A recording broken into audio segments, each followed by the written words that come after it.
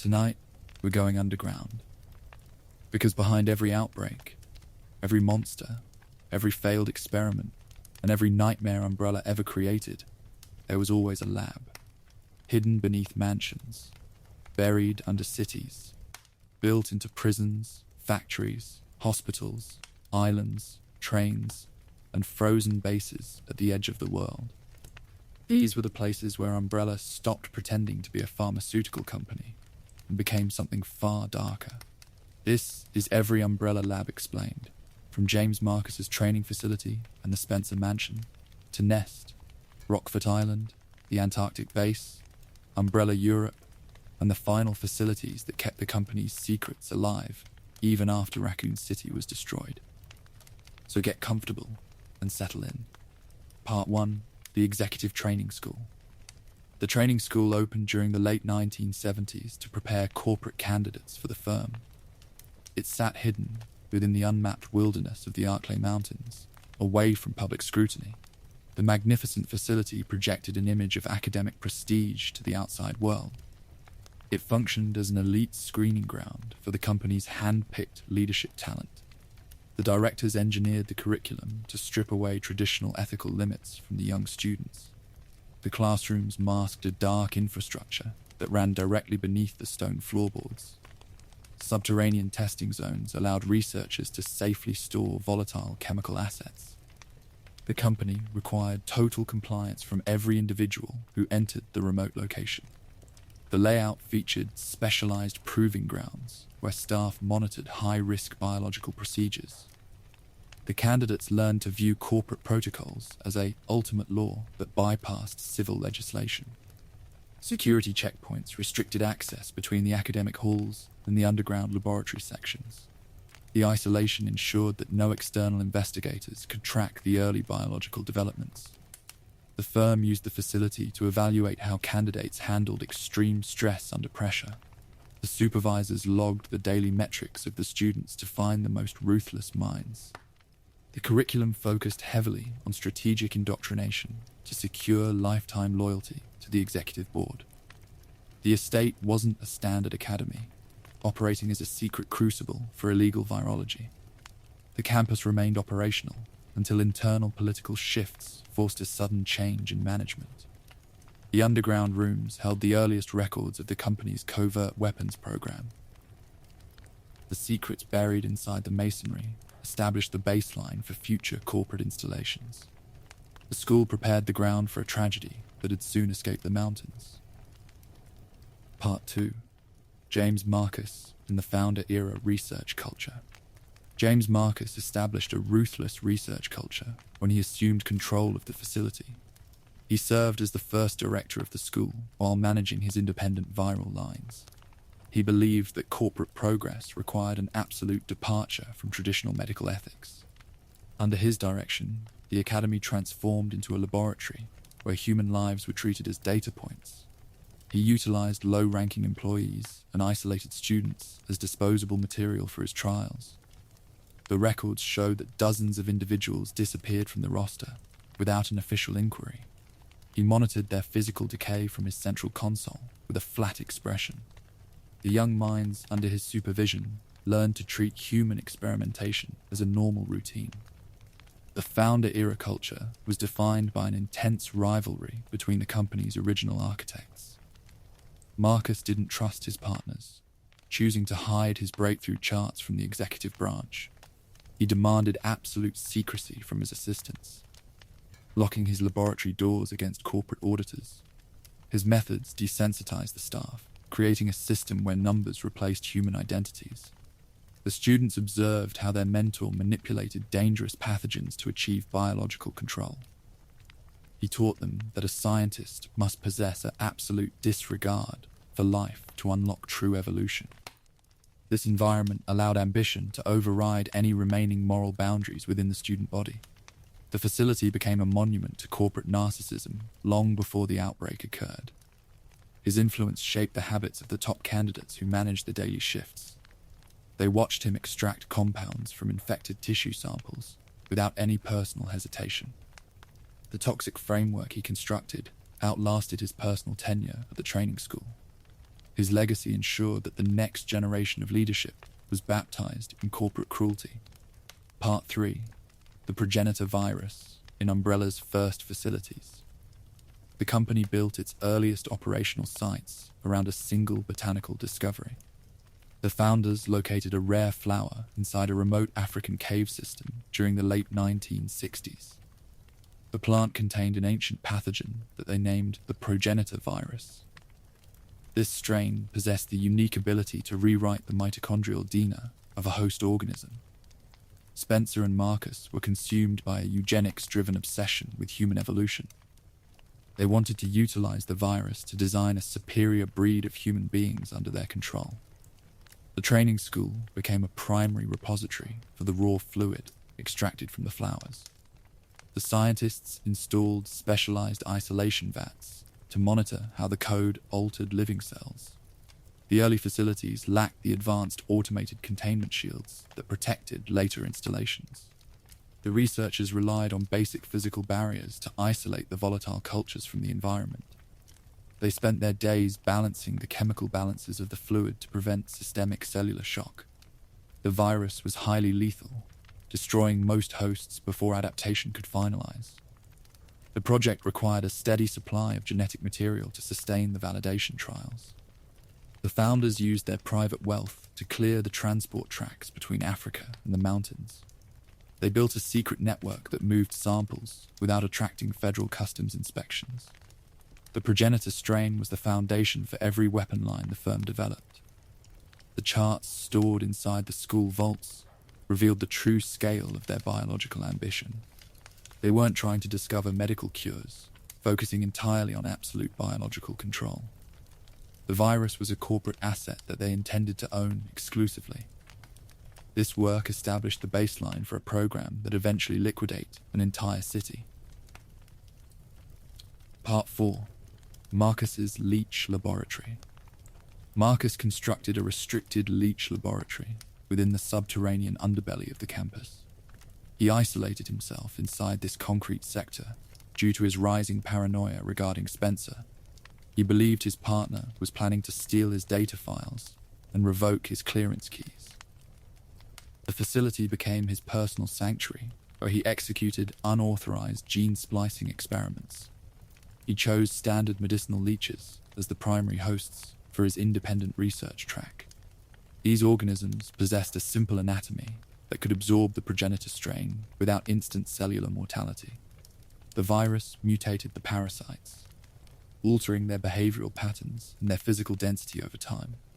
Marcus monitored their growth, discovering that the creatures could function as a unique viral vector. The leeches displayed a strange collective intelligence when they swam inside the incubation tanks. They responded to his voice, clustering against the glass panels whenever he approached the workbench. He fed them live tissue samples, recording how the mutated fluids stabilized inside their internal organs. This work was kept completely secret from the executive board in Europe. The laboratory was outfitted with specialized filters to prevent the parasites from entering the local plumbing lines. He spent his nights adjusting the climate settings to keep his specimens active during the winter months. He knew that these creatures held the key to a completely new pathogen line. The project lay dormant for a decade after his administrative clearance changed. The leeches remained inside the abandoned sublevels, their cells retaining the genetic memory of their creator. They continued to gestate in the dark, absorbing the fluids that leaked from the waste chutes. This hidden hazard would eventually return to trigger the initial crisis during the summer of 1998. The old director had built a retribution engine that was waiting for a trigger. Part 5. The early T-virus work. Marcus achieved a historic milestone inside his secret department during January of 1978. He successfully combined the Progenitor Virus code with the mutated leech DNA. This synthesis produced a completely new, stable variant that he named the Tyrant virus. The T-virus project shifted the Academy's mandate from theoretical science to practical weaponization. The new pathogen didn't simply liquidate the host's organs like the previous strains. It reanimated the dead tissue, keeping the body functional at a basic physical level. It systematically destroyed the higher brain functions, leaving a creature driven entirely by an urge to consume. The practical applications for the international military market were immediately obvious to the directors. The facility began manufacturing the first generation of controllable biological weapons using the new formula. The scientists infected diverse animal subjects to track their combat utility and transmission speeds. They verified that the T-virus could consistently bypass ordinary immune systems to rewrite anatomy. The laboratory notes from this era showed a rapid expansion of the project budget. The young chief researchers monitored the field trials inside the reinforced basement cages. They recorded how the virus transformed ordinary hosts into aggressive combat assets that resisted physical trauma. Marcus believed that his breakthrough would secure his absolute authority over the firm's global network. He didn't realize that his success made him an immediate target for elimination. The early work proved that the company could build an obedient soldier using viral augmentation. The charts were transferred to private ledgers away from the standard corporate directory. The T-virus was no longer a theory, transforming into a marketable asset that redefined global security lines. The school had delivered the engine that would soon clear the valley. Part 6. Birkin and Wesker at the training school. William Birkin and Albert Wesker entered the training school during the late 1970s as elite candidates. The company's recruiters recognized their exceptional intelligence, bypassing the standard screening protocols to secure their contracts. They were placed under the direct mentorship of Marcus, who wanted to exploit their talent for his project. The young prodigies quickly rose through the ranks, dominating the daily laboratory schedules. The facility functioned as their operational crucible, teaching them the harsh realities of corporate survival. They mastered the mechanics of viral mutation while analyzing the systemic betrayals that defined the hierarchy. They didn't form genuine friendships with their peers, choosing to share their data sheets exclusively with each other. They realized that credentials meant nothing inside a firm built on secrets. Wesker operated with a cold tactical observation, tracking the political movements of the executive directors in Europe. Birkin provided the raw scientific engine, spending his nights refining the extraction percentages at the workbench. They learned to treat human experimentation as a necessary metric to expand their lab budgets. Their alliance was a transaction fueled by shared ambition and a disregard for life. They spent their hours copying Marcus's private files while the old founder was distracted by his paranoia. They realized that the director's independent position was becoming a liability to Lord Spencer's monopoly. They positioned themselves as loyal assets, waiting for an opportunity to step out of his shadow. The school taught them how to steal a crown before they ever reached adulthood. Their experience inside the Mountain Academy hardened their personalities for the next chapter of the conspiracy. They left their conscience outside the security checkpoints, focused entirely on their advancement. The company rewarded their ruthlessness, preparing them to manage the most critical assets in the Arklay sector. They were the products of a system that grew monsters in the dark. Part 7. The Murder of James Marcus. By 1988, Marcus's independent research arcs threatened Lord Spencer's absolute control over the company. The executive office decided to execute an internal clearance to secure the primary T-virus data files. Spencer ordered Albert Wesker and William Birkin to orchestrate the assassination of their old mentor.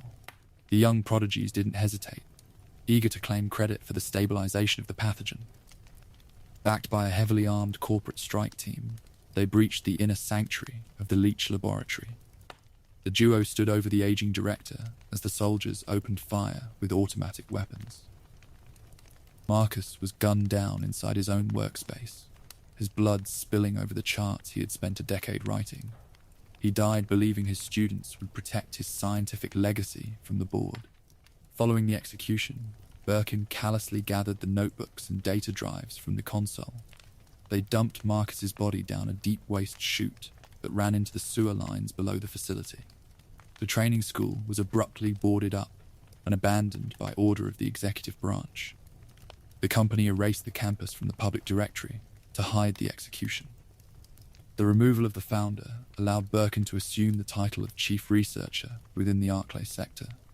He presented the stolen data to the board, claiming the T-virus stabilization as his personal milestone. Wesker used the event to secure a transfer into the tactical divisions, expanding his network. They believed they had buried the old man's legacy beneath a layer of concrete. The leeches inside the waste channels began recycling the dead man's tissue over the next 10 years. A specialized leech queen absorbed his cellular material, initiating a slow regeneration process in the dark. The company's political move had left a biological fuse running beneath the mountains. The abandoned facility remained silent, holding a retribution engine that was slowly coming back to life. Part 8. The Ecliptic Express. The Ecliptic Express functioned as a mobile extension of the company's secret laboratory network. The firm engineered the luxury train to run directly through the unmapped sectors of the Arklay forest. This private transport line safely shuttled elite researchers, corporate executives, and security details between the sites. It allowed the company to move volatile biological samples without attracting federal transit oversight. The interior featured advanced climate controls and hidden containment racks designed to protect the virus cases. The staff managed the logistics from a secure control car situated at the rear of the vehicle. The train connected the training school directly to the Spencer Mansion and Raccoon City's surface hubs. It was a pristine transit asset that projected an image of corporate wealth to the regional markets. The conductors operated under strict security clearings, their schedules coordinated by the executive branch. They moved weapons crates and research files beneath the feet of oblivious passengers who held corporate passes.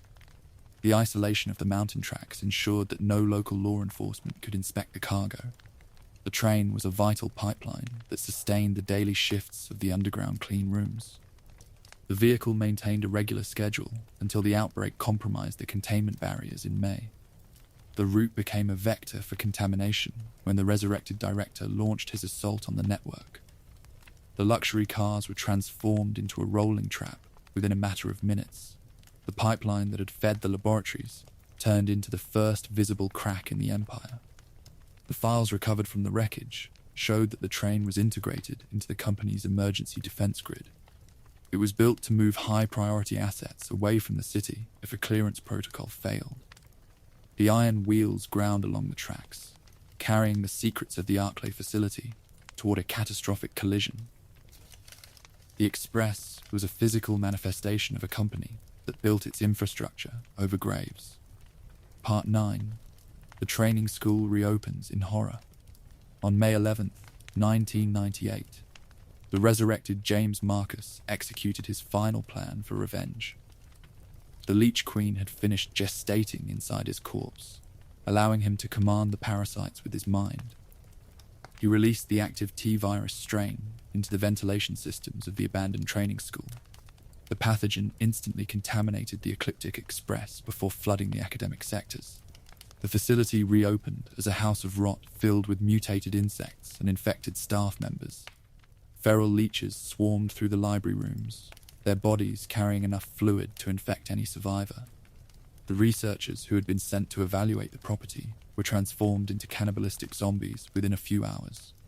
The corporate crimes that the firm believed it had buried a decade prior rose to the surface. Rebecca Chambers and Billy Cohn entered the complex after escaping the train wreck on the tracks. They were forced to navigate the traps Marcus had constructed during his tenure as director. They uncovered the files that detailed the assassination of the founder and the early testing protocols. The quiet campus had turned into a lethal battlefield where biological weapons roamed the halls. The Leech Queen utilized the old director's form to mock the security units sent to reclaim the asset. The creature moved with a terrifying speed, its cells shifting to absorb the ballistic trauma of their shots. The survivors used the facility's industrial machinery to breach the roof tiles, exposing the monster to the sunlight. The battle finalized the destruction of the original school infrastructure. The incident exposed the absolute instability of the weapons program that Birkin had managed. The fires lit by the self-destruct sequence cleared the rooms, but the contamination had already reached the forest. The school had completed its historical run, transforming from an academy into a monument of retribution. The old man's ghost had burned his own house to ensure the truth escaped. Part 10. Why the training facility matters. The Executive Training School stands as the definitive historical monument explaining the firm's culture. It proves that the company was a corrupt syndicate that treated its own staff as expendable parts. The facility set the structural precedent for every laboratory complex constructed during the later eras. It established a pattern where a pristine outer layer masked a subterranean engine of corporate rot. The lessons taught inside the classrooms desensitized the future executives, preparing them to manage global disasters. The campus showed that the firm valued narcissistic ambition over human survival from its initial operations. The murder of Marcus proved that the board would liquidate its own founders to protect a patent monopoly. The internal politics were just as dangerous as the pathogens inside the tubes. The site connects the early progenitor research directly to the city-wide outbreak that destroyed Raccoon City. It was the crucible where Birkin and Wesker formed the partnership that redefined global security. The files left inside the vaults provided the blueprints for the industrial manufacturing of biological weapons. The school was the origin point where science permanently detached from human empathy. The relaxation listener can trace the entire history of the tragedy back to those stone corridors. The monsters that escaped into the forest were designed by students who had been trained to ignore suffering. The corporate philosophy wasn't an abstract policy, operating as a physical law that governed the labs. The academy showed that the company's real product was a legacy of absolute contamination. The ruins of the training school remained a silent warning about the dangers of unmonitored corporate science. It showed that an institution built on betrayal will eventually be consumed by its own creations. The fires cleared the masonry, but the methods perfected inside the clean rooms survived. The ghost of the academy moved into the next facility, ready to clear the next town.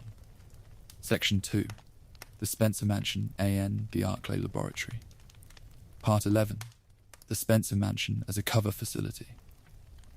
Completed in November of 1967, the Spencer Mansion stood as an isolated estate. It sat nestled deep within the unmapped sectors of the Arklay forest away from civil roads. The multi-million-dollar property was designed to project the aristocratic wealth of Lord Oswell Spencer. The grand dining halls and marble statues functioned solely as a physical cover facility for the firm. The luxurious design was a calculated deception to shield the secret laboratory operating directly beneath its foundations. Visitors admired the oil paintings while technicians manipulated volatile pathogens in the clean rooms below. The estate was a masterpiece of corporate misdirection that kept public regulatory agencies away from the coordinates. The luxury hid an industrial network dedicated to biological warfare. The property featured extensive gardens and a covered courtyard that isolated the main house from the woods. The company used the surface grounds to monitor the local weather patterns and secure the parameter lines. The administrative staff managed the facility under the guise of private estate keepers. Anyone who approached the borders without a clearance key was turned back by armed guards. The mansion functioned as a comfortable filter where high-level executives could meet without attracting federal attention. They discussed the expansion of the weapons catalogue while sipping wine inside the oak-panelled library. The separation between the surface luxury and the subterranean rot was maintained with absolute discipline. The house was a monument to the founder's vanity and his need for absolute control. The charts stored behind the false brick walls detailed the true purpose of the construction project. Every room was a component in a defensive network designed to protect the company's intellectual property. The mansion was the public face of an enterprise that grew parasites in the dark. This isolated compound would soon become the staging ground for the franchise's initial nightmare. Part 12. George Trevor's design. Spencer commissioned eccentric British architect George Trevor to design the estate as a puzzle box. The plan required the installation of complex interlocking gears, iron crest slots, and automated doors. Trevor spent years drafting the blueprints, unaware that his creations were protecting an underground laboratory. The intricate mechanisms restricted movement across the corridors, establishing a manual security grid. The architect installed lethal counterweight traps throughout the main wings to eliminate unauthorized intruders. A single mistake inside the armor rooms could trigger a mechanism that compressed the ceiling panels. The keys were distributed across hidden statues and art frames, requiring an intimate knowledge of the house to navigate. The design protected the company's biological assets from conventional espionage tactics. Every puzzle was an administrative filter that verified the clearance level of the personnel. The staff carried specialized medals and crank tools to clear the daily transport lines across the courtyard. Trevor believed he was building a architectural marvel for a eccentric billionaire client. He didn't realize that his drawings had constructed a beautiful cage for his own family. The layout featured false doors and hidden elevators that connected the surface rooms to the subterranean labs. The mechanisms were powered by independent steam generators hidden beneath the graveyard crypts.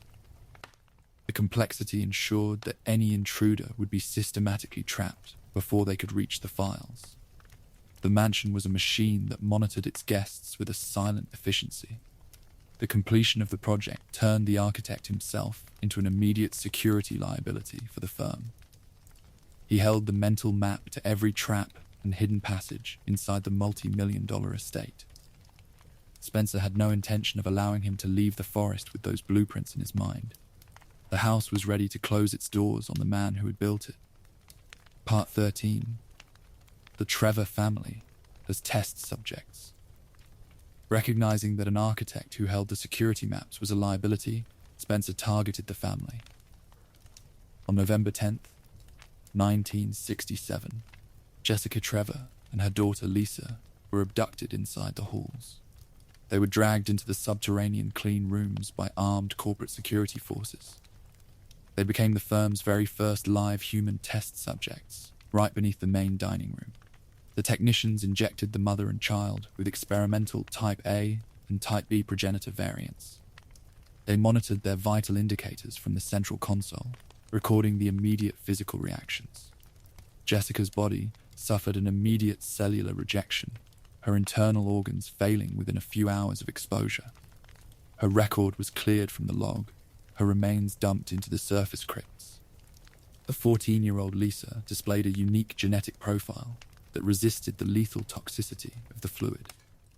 Her cells didn't collapse, initiating a rapid adaptation process that shocked the senior researchers.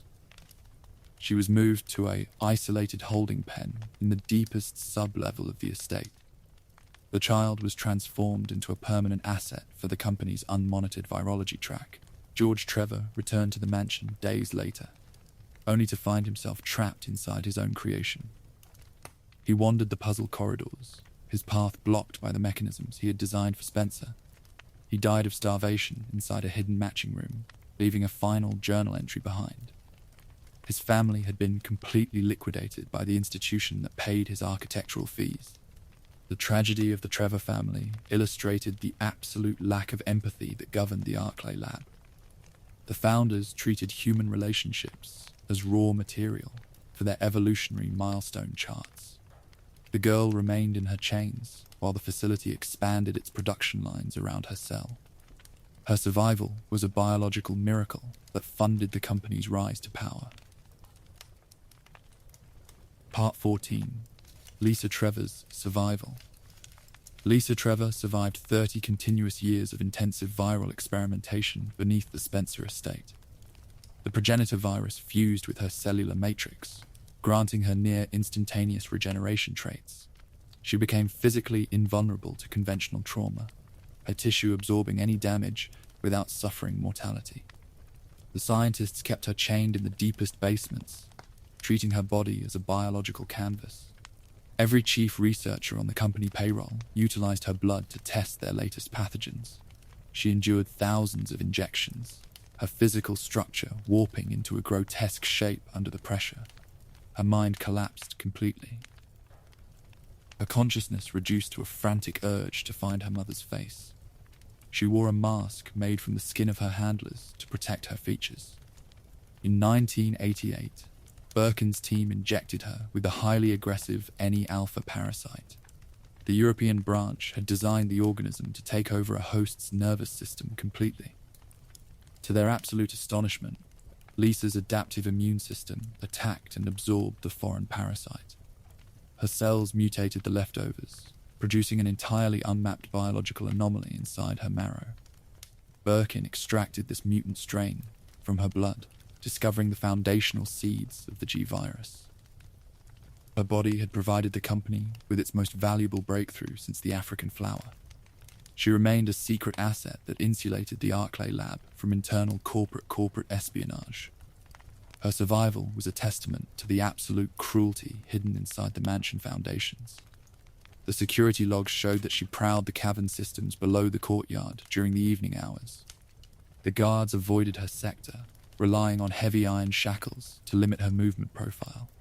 She was a permanent fixture of the estate, a living record of the firm's historic crimes.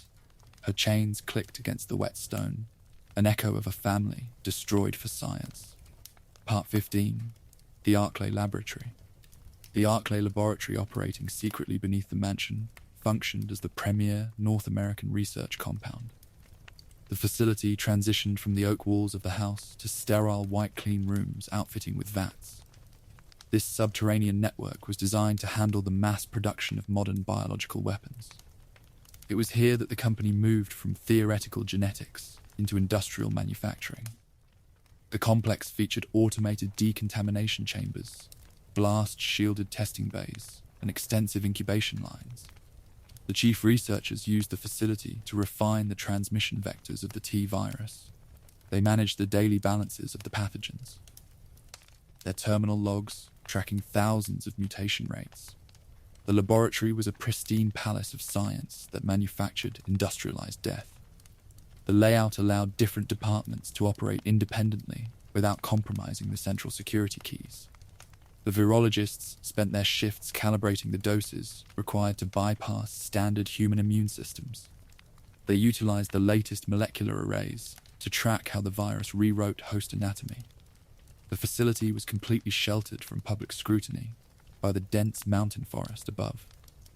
The production lines generated a steady stream of prototype biological weapons for the international market. The directors evaluated the results from their corporate offices, demanding constant updates on the lethality metrics. The laboratory was the most critical node inside the company's global network for 3 decades. It was a kingdom built on industrial secrets and absolute compliance. The history of the compound was bound to the choices made by William Birkin at the bench. He used the clean rooms to push his viral experiments to an unprecedented industrial scale. The infrastructure was designed to handle a containment breach, featuring independent backup grids across all levels.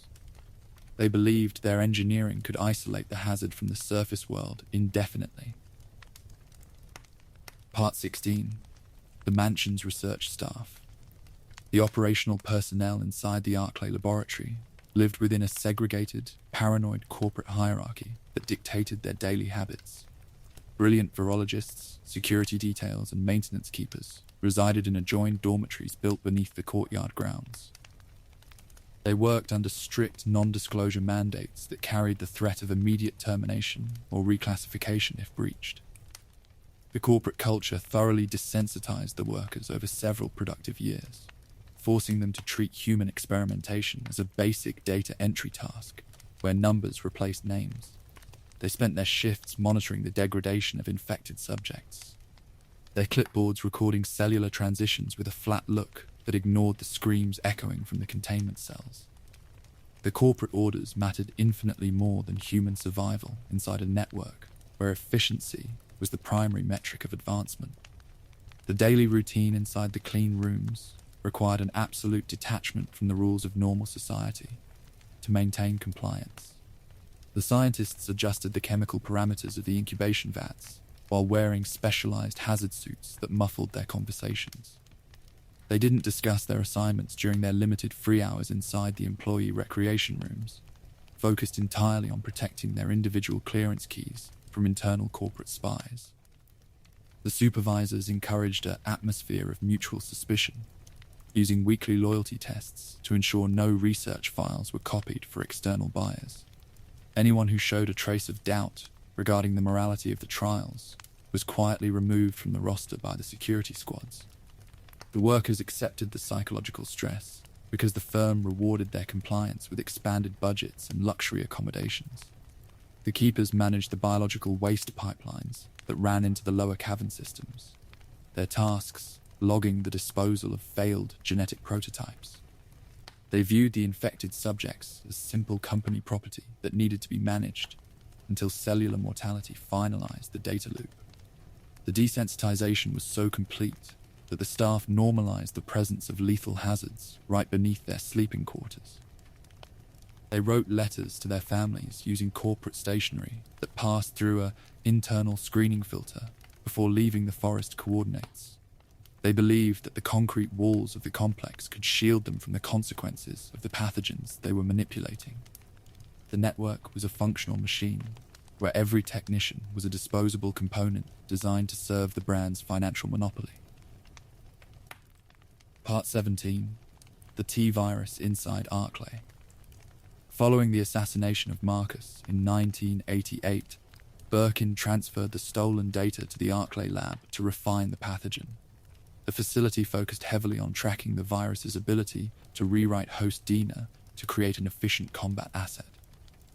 The scientists engineered a strain optimized for high-speed transmission and physical trauma resistance during live field trials. They spent years balancing the genetic codes, trying to eliminate the cognitive decay that turned human subjects into mindless zombies. The fluid inside the tubes was a highly volatile pathogen that required constant manual adjustments to maintain its stability inside the incubation vats. The research team monitored how the virus spread through complex host systems, recording the exact taxonomy metrics of the cellular transitions. They observed the pathogen strip away the higher brain functions while keeping the motor functions active at a basic level. This process produced a creature that could resist standard ballistic impacts, its tissue regenerating to repair wounds within a few seconds. The virus didn't respect the natural boundaries of species, forcing strange combinations inside the isolation clean rooms. Every data point they gathered was logged into the central mainframe to accelerate the development of the Tyrant line. The pathogen was the primary engine that funded the expansion of the subterranean complex. The containment infrastructure failed during the spring of 1998 when the resurrected founder launched his retribution strategy. The active T-Virus strain rapidly escaped through the mansion's ventilation grids, contaminating the atmosphere of the upper residential sectors. The staff members were exposed to the fluid before the automated lockdown shields could seal the laboratory layers. The virus swept through the dormitory rooms, transforming the brilliant virologists into the very consumers they had been analyzing at the workbench. The pathogen had broken its corporate chains, escaping into the surrounding forest ecosystem to poison the valley.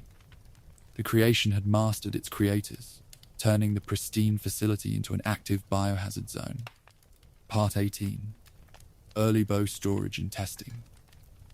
The Arklay Lab's subterranean pens and outer compounds held a terrifying menagerie of prototype biological weapons.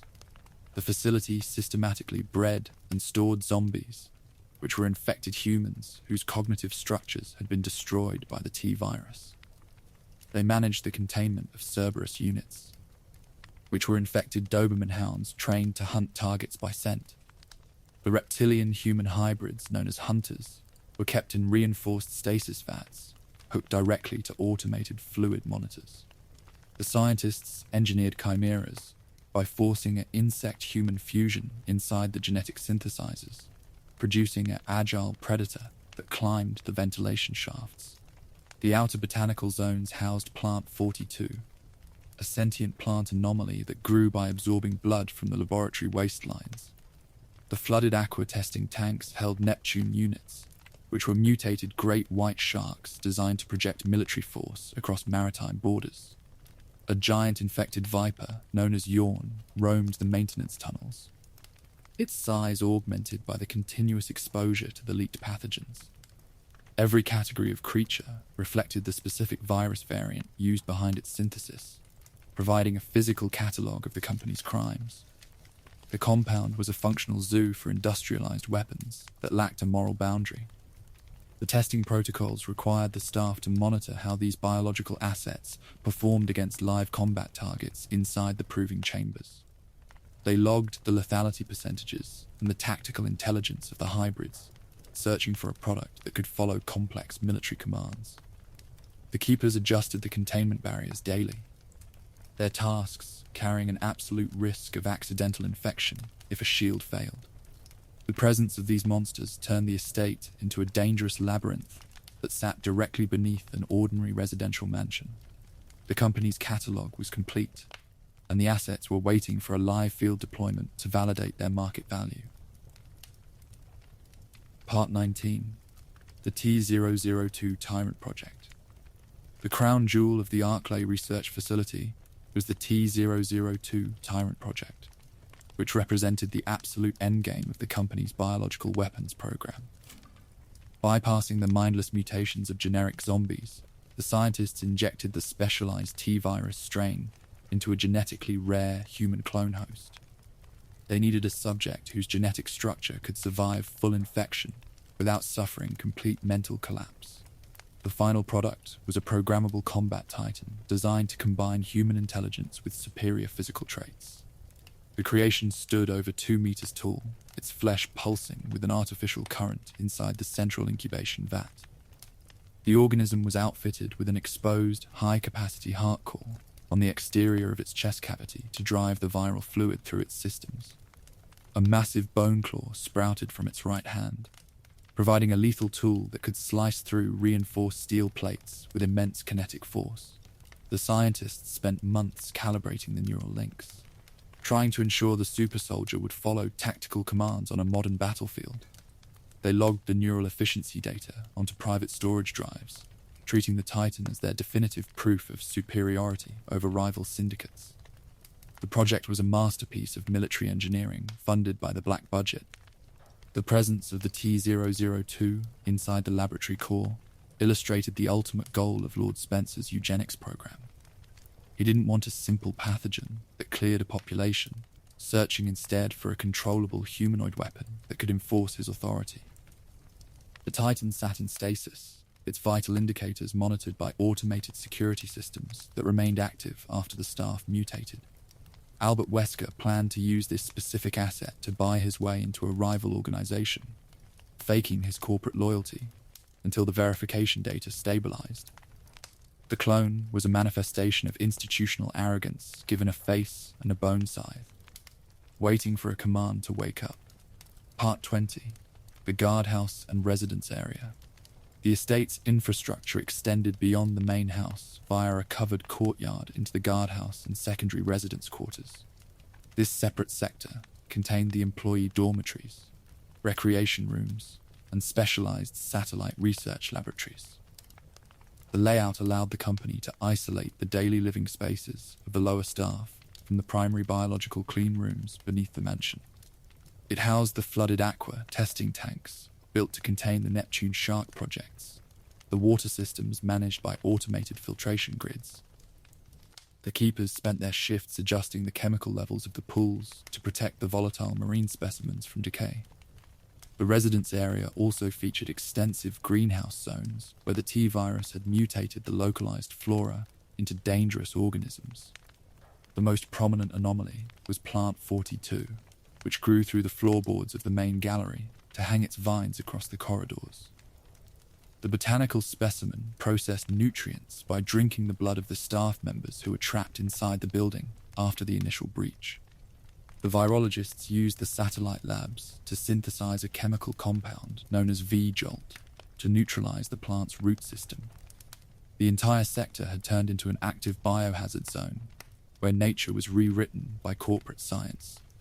The dormitory rooms were filled with the personal records of the workers, their diaries documenting the slow infiltration of the virus across the perimeters.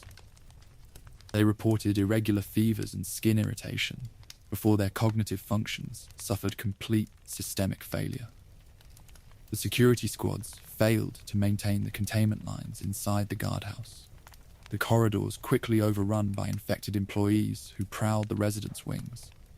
The space had lost its domestic comfort, transforming into an extension of the laboratory nightmare. The survivors were forced to navigate through a labyrinth of overgrown routes and flooded basements to find an escape line. Part 21. The courtyard, caves, and hidden access routes. The outer perimeter of the Spencer property functioned as a seamless, secure defensive network that isolated the estate from the forest. A stone courtyard connected the main mansion building to an underground network of natural cavern systems and mining tunnels. These secret transit routes allowed personnel to move volatile samples and waste disposal barrels directly between the sectors. They utilized hidden access elevators masked behind surface graveyard crypts to bypass the public security checkpoints. The layout ensured that the industrial operations remained invisible to any aircraft mapping the valley. The cavern systems were outfitted with heavy automated gates and hydraulic winches that required specialized crank tools to operate. The technicians managed the flow of chemical runoff through the rocky channels, their tasks logging the disposal of contaminated laboratory fluids. Lisa Trevor prowled these dark tunnels, her chains dragging across the stone floor as she searched for her mother's resting place. The security units avoided the deep mining tracks during their nightly rounds, relying on automated surveillance cameras to track any movement profiles. The subterranean space was a vital logistical pipeline that bound the entire compound together. The hidden heliports were situated on the mountain ridges above the caves, providing an immediate extraction line for the high-level executives. The transit routes allowed scientists to move from the white clean rooms to the open landing pad without ever breaking the mansion's security perimeter. The complexity of the network ensured that if a block suffered a containment breach, the remaining layers could be isolated manually. They had built a fortress that used the natural geology of the mountains to protect their intellectual property from rival corporate spies.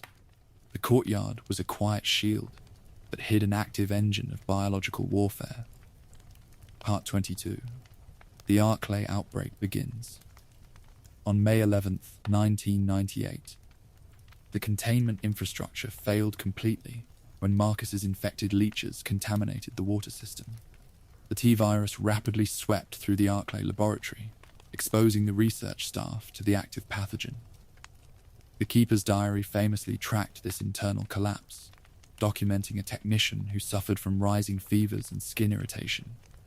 He recorded his own mental decay in the pages, his sentences transforming into an erratic script before he slaughtered his own roommate.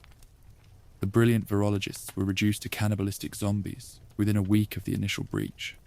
The virus didn't stay locked behind the reinforced blast doors of the subterranean clean rooms. It entered the ventilation grids, spreading the contamination across the dormitory wings and the upper mansion corridors. The security squads failed to execute the quarantine protocols, their defensive lines broken by the mutated employees who rose from their cots. The facility lost its operational coordination, the automated sirens echoing through the empty rooms while the filters failed.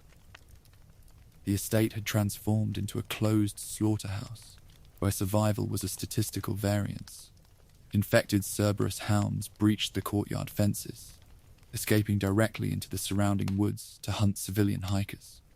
These attacks triggered the infamous cannibal murders in the local media, forcing the Raccoon Police Department to monitor the situation. The forest ecosystem was rapidly contaminated as wild animals consumed the infected tissue samples left in the brush. The company's legal team began drafting a corporate cover-up to protect the brand's reputation from federal investigators. The first visible crack in the pharmaceutical empire had opened, and the fluid fire was moving toward the city grid. Part 23. STARS enters the facility. On July 24th, 1998, the elite STARS Alpha team entered the mansion to locate the missing Bravo team. Led by double agent Albert Wesker, the tactical team stepped directly into an intentional live combat testing matrix. The squad captain had engineered the deployment to gather real combat metrics on the bioorganic weapons for a rival organization. Chris Redfield, Jill Valentine, Barry Burton, and Rebecca Chambers were forced to navigate Trevor's mechanical traps while fighting for survival. They're the variables in a multi-million-dollar validation trial managed by their own commander. The operators moved through the quiet corridors, their weapons raised as they uncovered the remains of the research staff. They discovered that the luxury estate was a surface cover for a sprawling underground laboratory complex. Every room they cleared revealed a documented history of corporate crimes, their flashlights illuminating the incubation vats and the data logs left on the desks. Chris located the files detailing the development of the hunters, while Jill bypassed the iron door locks using her specialized mechanical skills. They realized that their unit had been sold to secure a promotion for a traitor. Wesker accessed the central console inside the laboratory core, initializing the final activation sequence for the T-002 Tyrant. He delivered a calm monologue that detailed his allegiance to the company's secret programs before the Titan broke its glass partition. The creation immediately turned on its own architect, its bone claws skewering the captain before he could log the final metrics. The survivors managed their spacing perfectly, beating back the monster with heavy ballistic force before scrambling up the concrete maintenance shafts to reach the open helipad. They had broken the line of the company's premier asset. Part 24. The destruction of the Arklay lab. The Arklay facility's history ended in the early morning hours of July 25th, 1998. Following the release and final defeat of the T-002 Tyrant on the concrete landing pad, the survivors made a critical choice. The remaining STARS operators manually activated the laboratory's master emergency self-destruct system to clear the coordinates. A massive thermal explosion completely leveled the Spencer mansion, the shockwave rippling through the pine trees as the blast caved in the ceilings. 30 years of illegal biological weapons research went up in a single flash of heat. The explosion reduced the incubation vats, the databanks, and the mutated test subjects to a pile of white ash. The physical evidence that connected the corporate board to the human trials was liquidated within a matter of seconds. The surviving operators boarded the rescue helicopter as the landing pad buckled under the internal blasts, their breathing ragged as they cleared the ridge. They believed they had stopped the nightmare, but they carried nothing but an empty lock tool and a handful of personal notes. The local disaster was finished, but the corporate network remained functional. The company used its immense wealth to buy off the municipal administration and the media outlets before the aircraft landed. The official narrative was drafted by lawyers to treat their tactical reports as the frantic stories of traumatized officers. The files copied by Wesker and Ada Wong had already escaped the perimeter, moving into the hands of rival organizations across global borders. The destruction of the Arklay lab failed to halt the expansion of the weapons program. The flower from Africa had produced its first crop of ash, and the countdown for the nearby city had already initialized inside the corporate boardrooms. Section 3. Raccoon City AS Umbrellas Company Town. Part 25. Raccoon City as a research cover. During the 1980s and 1990s, the company completely transformed Raccoon City into a high-tech company town. By pumping hundreds of millions of dollars into the municipal economy, the firm secured absolute civic immunity from local regulatory agencies. They funded the public transit lines, built the modern hospital wings, and bankrolled the political campaigns of city administrators. The entire settlement functioned as a massive societal cover, allowing the corporation to construct extensive underground research infrastructure directly beneath an ordinary civilian population. The citizens walked past the corporate logos on the downtown offices without knowing their safety had been sold to fund a weapon line. The company's influence allowed them to co-opt the local law enforcement administration to monitor any internal security leaks. Police Chief Brian Irons accepted massive financial bribes to misdirect investigations and bury files related to the mountain disappearances. The institutional machinery of the city was completely hollowed out by pharmaceutical capital over several practical years. This control ensured that if a minor leak occurred inside the laboratory clean rooms, the public face of the company could maintain a mandatory media silence. The municipality was a closed crucible where the corporate interests took absolute priority over public health.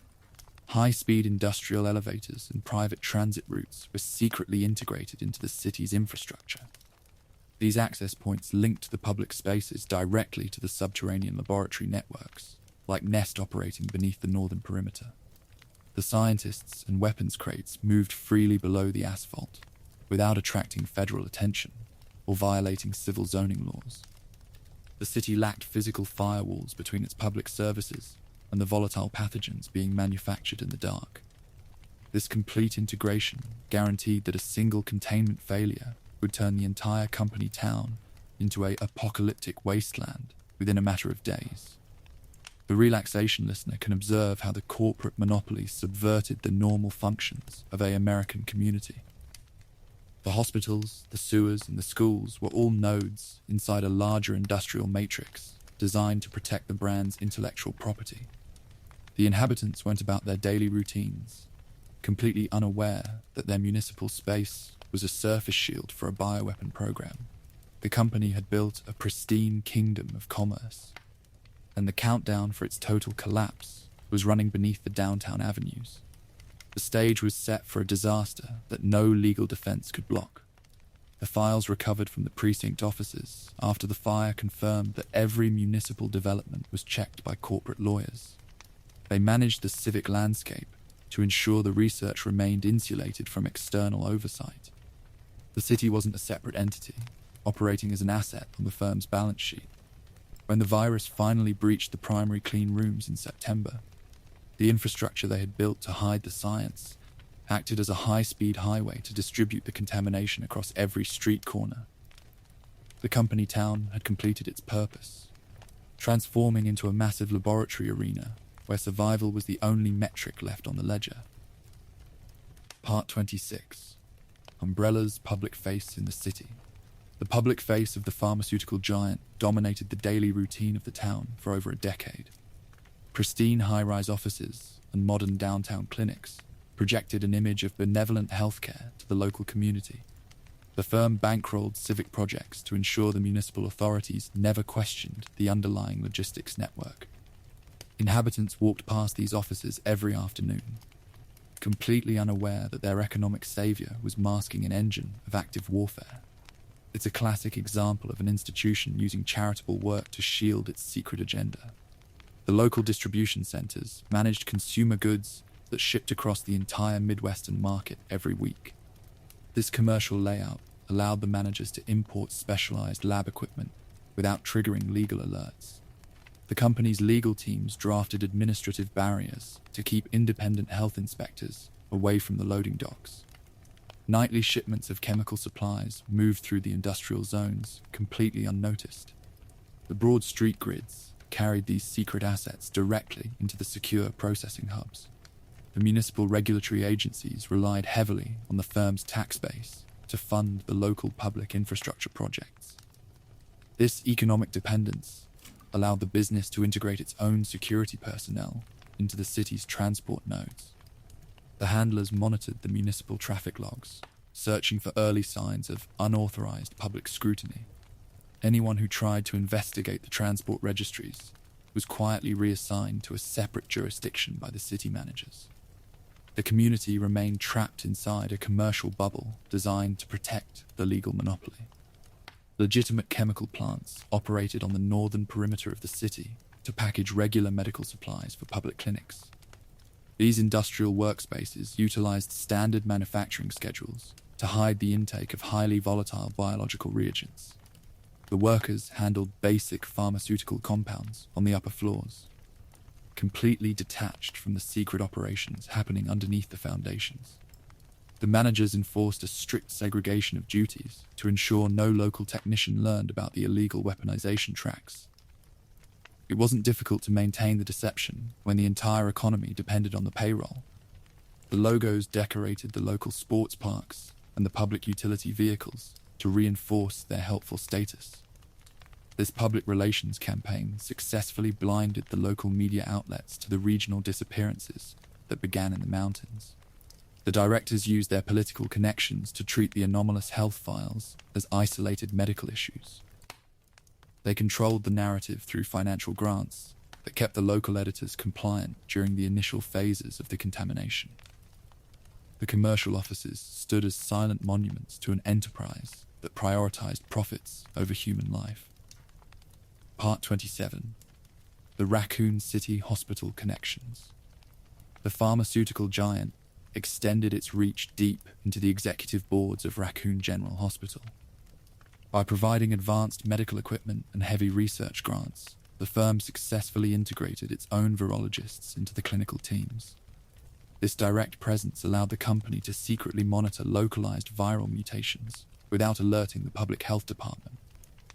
Hospital administrators accepted the funding, choosing to ignore the irregular protocols that governed the isolated observation wards. The medical facility functioned as an early warning post for the private network. The researchers used their positions to review patient blood files and suppress any anomalous data sheets. When a technician discovered an unusual cellular degradation pattern in a civilian specimen, the records were systematically modified by internal handlers. The firm needed to prevent early biohazard alarms from reaching federal authorities before the parameters stabilized. They controlled the laboratory workflows to ensure that all irregular cultures were routed to private storage cells. The management loop was completely sealed against leaks. The hospital's lower wards contained specialized containment rooms, where the firm tracked the behavior of experimental vaccines. They used infected citizens who arrived with atypical fevers as accidental test subjects for their medical countermeasure trials. The patients didn't receive standard treatment layouts, their bodies evaluated purely as biological validation fields for the company's patents. The staff operated under strict non-disclosure mandates that carried the threat of immediate dismissal from the local registry. The institution was completely hollowed out by private priorities long before the final outbreak occurred. The transport pipelines connected the hospital's basement directly to the city's underground transit infrastructure. This hidden connection allowed scientists to move volatile samples and infected tissue blocks between the clean rooms and the downtown clinics. The medical staff managed these shifts during the night hours to ensure that no civilian visitors noticed the logistics containers. Managers treated the facility as a diagnostic buffer zone that protected the primary laboratories from public exposure. It wasn't a place of healing, operating instead as a monitoring node for the biological assets. As the water supply began to carry trace elements of the T-virus during the summer months, the hospital monitored the escalation. The handlers tracked the growing volume of infection markers, using the data to calibrate the defensive measures in Nest. They didn't share their insights with the local practitioners, choosing to maintain a mandatory silence to avoid public panic.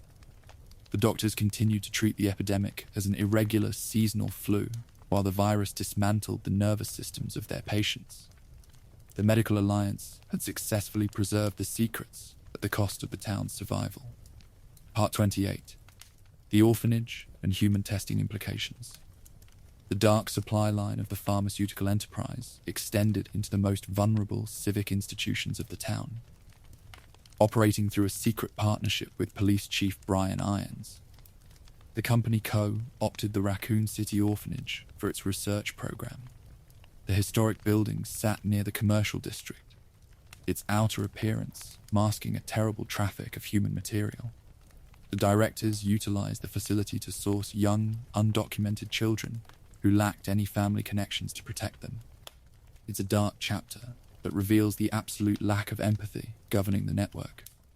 The children inside the facility were subjected to routine medical examinations that went far beyond basic healthcare checks.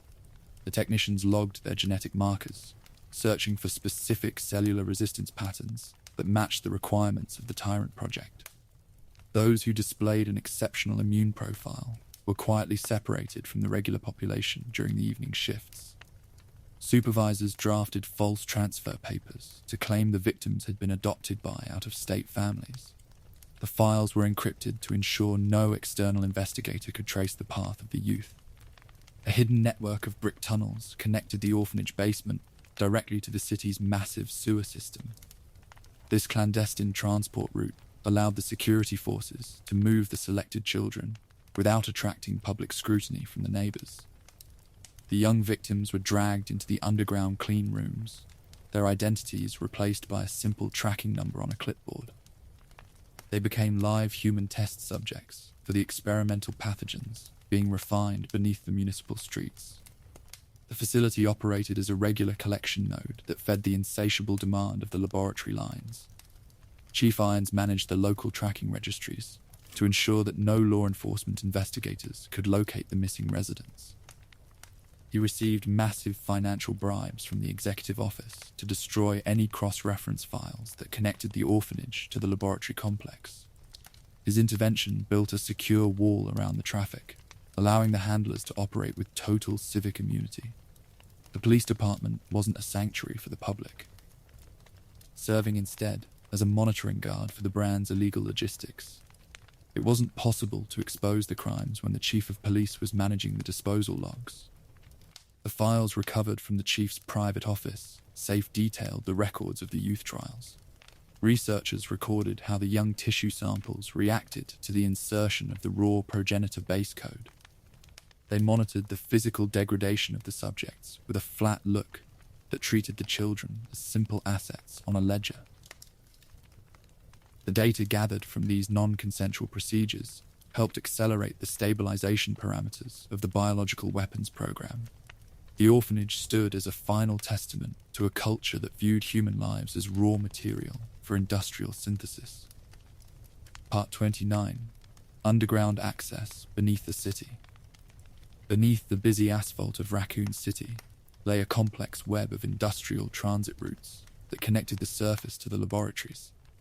High-speed industrial elevators were hidden behind fake brick walls inside the police station, the public hospital, and multiple commercial warehouses. These specialized access nodes allowed personnel to transition between the civilian world and the subterranean facilities completely unnoticed. The layout ensured that the movement of volatile biological weapons remained invisible to the federal transport inspectors. It's a masterpiece of covert engineering that turned the entire city into an active cover. The company built a private rail grid that ran parallel to the municipal subway lines to move bulk cargo through the rock tunnels. Heavy weapons crates and automated containment vats moved across the tracks during the morning hours without interrupting the public transit schedules. The conductors operated under strict security clearings. Their transit maps kept entirely separate from the public planning registries. Administrative handlers managed the switches from a central control room hidden beneath the northern industrial sector. The iron wheels ground along the rails, carrying the secrets of the firm smoothly. The access terminals required biometric security keys to unlock the blast-shielded doors that protected the elevator shafts.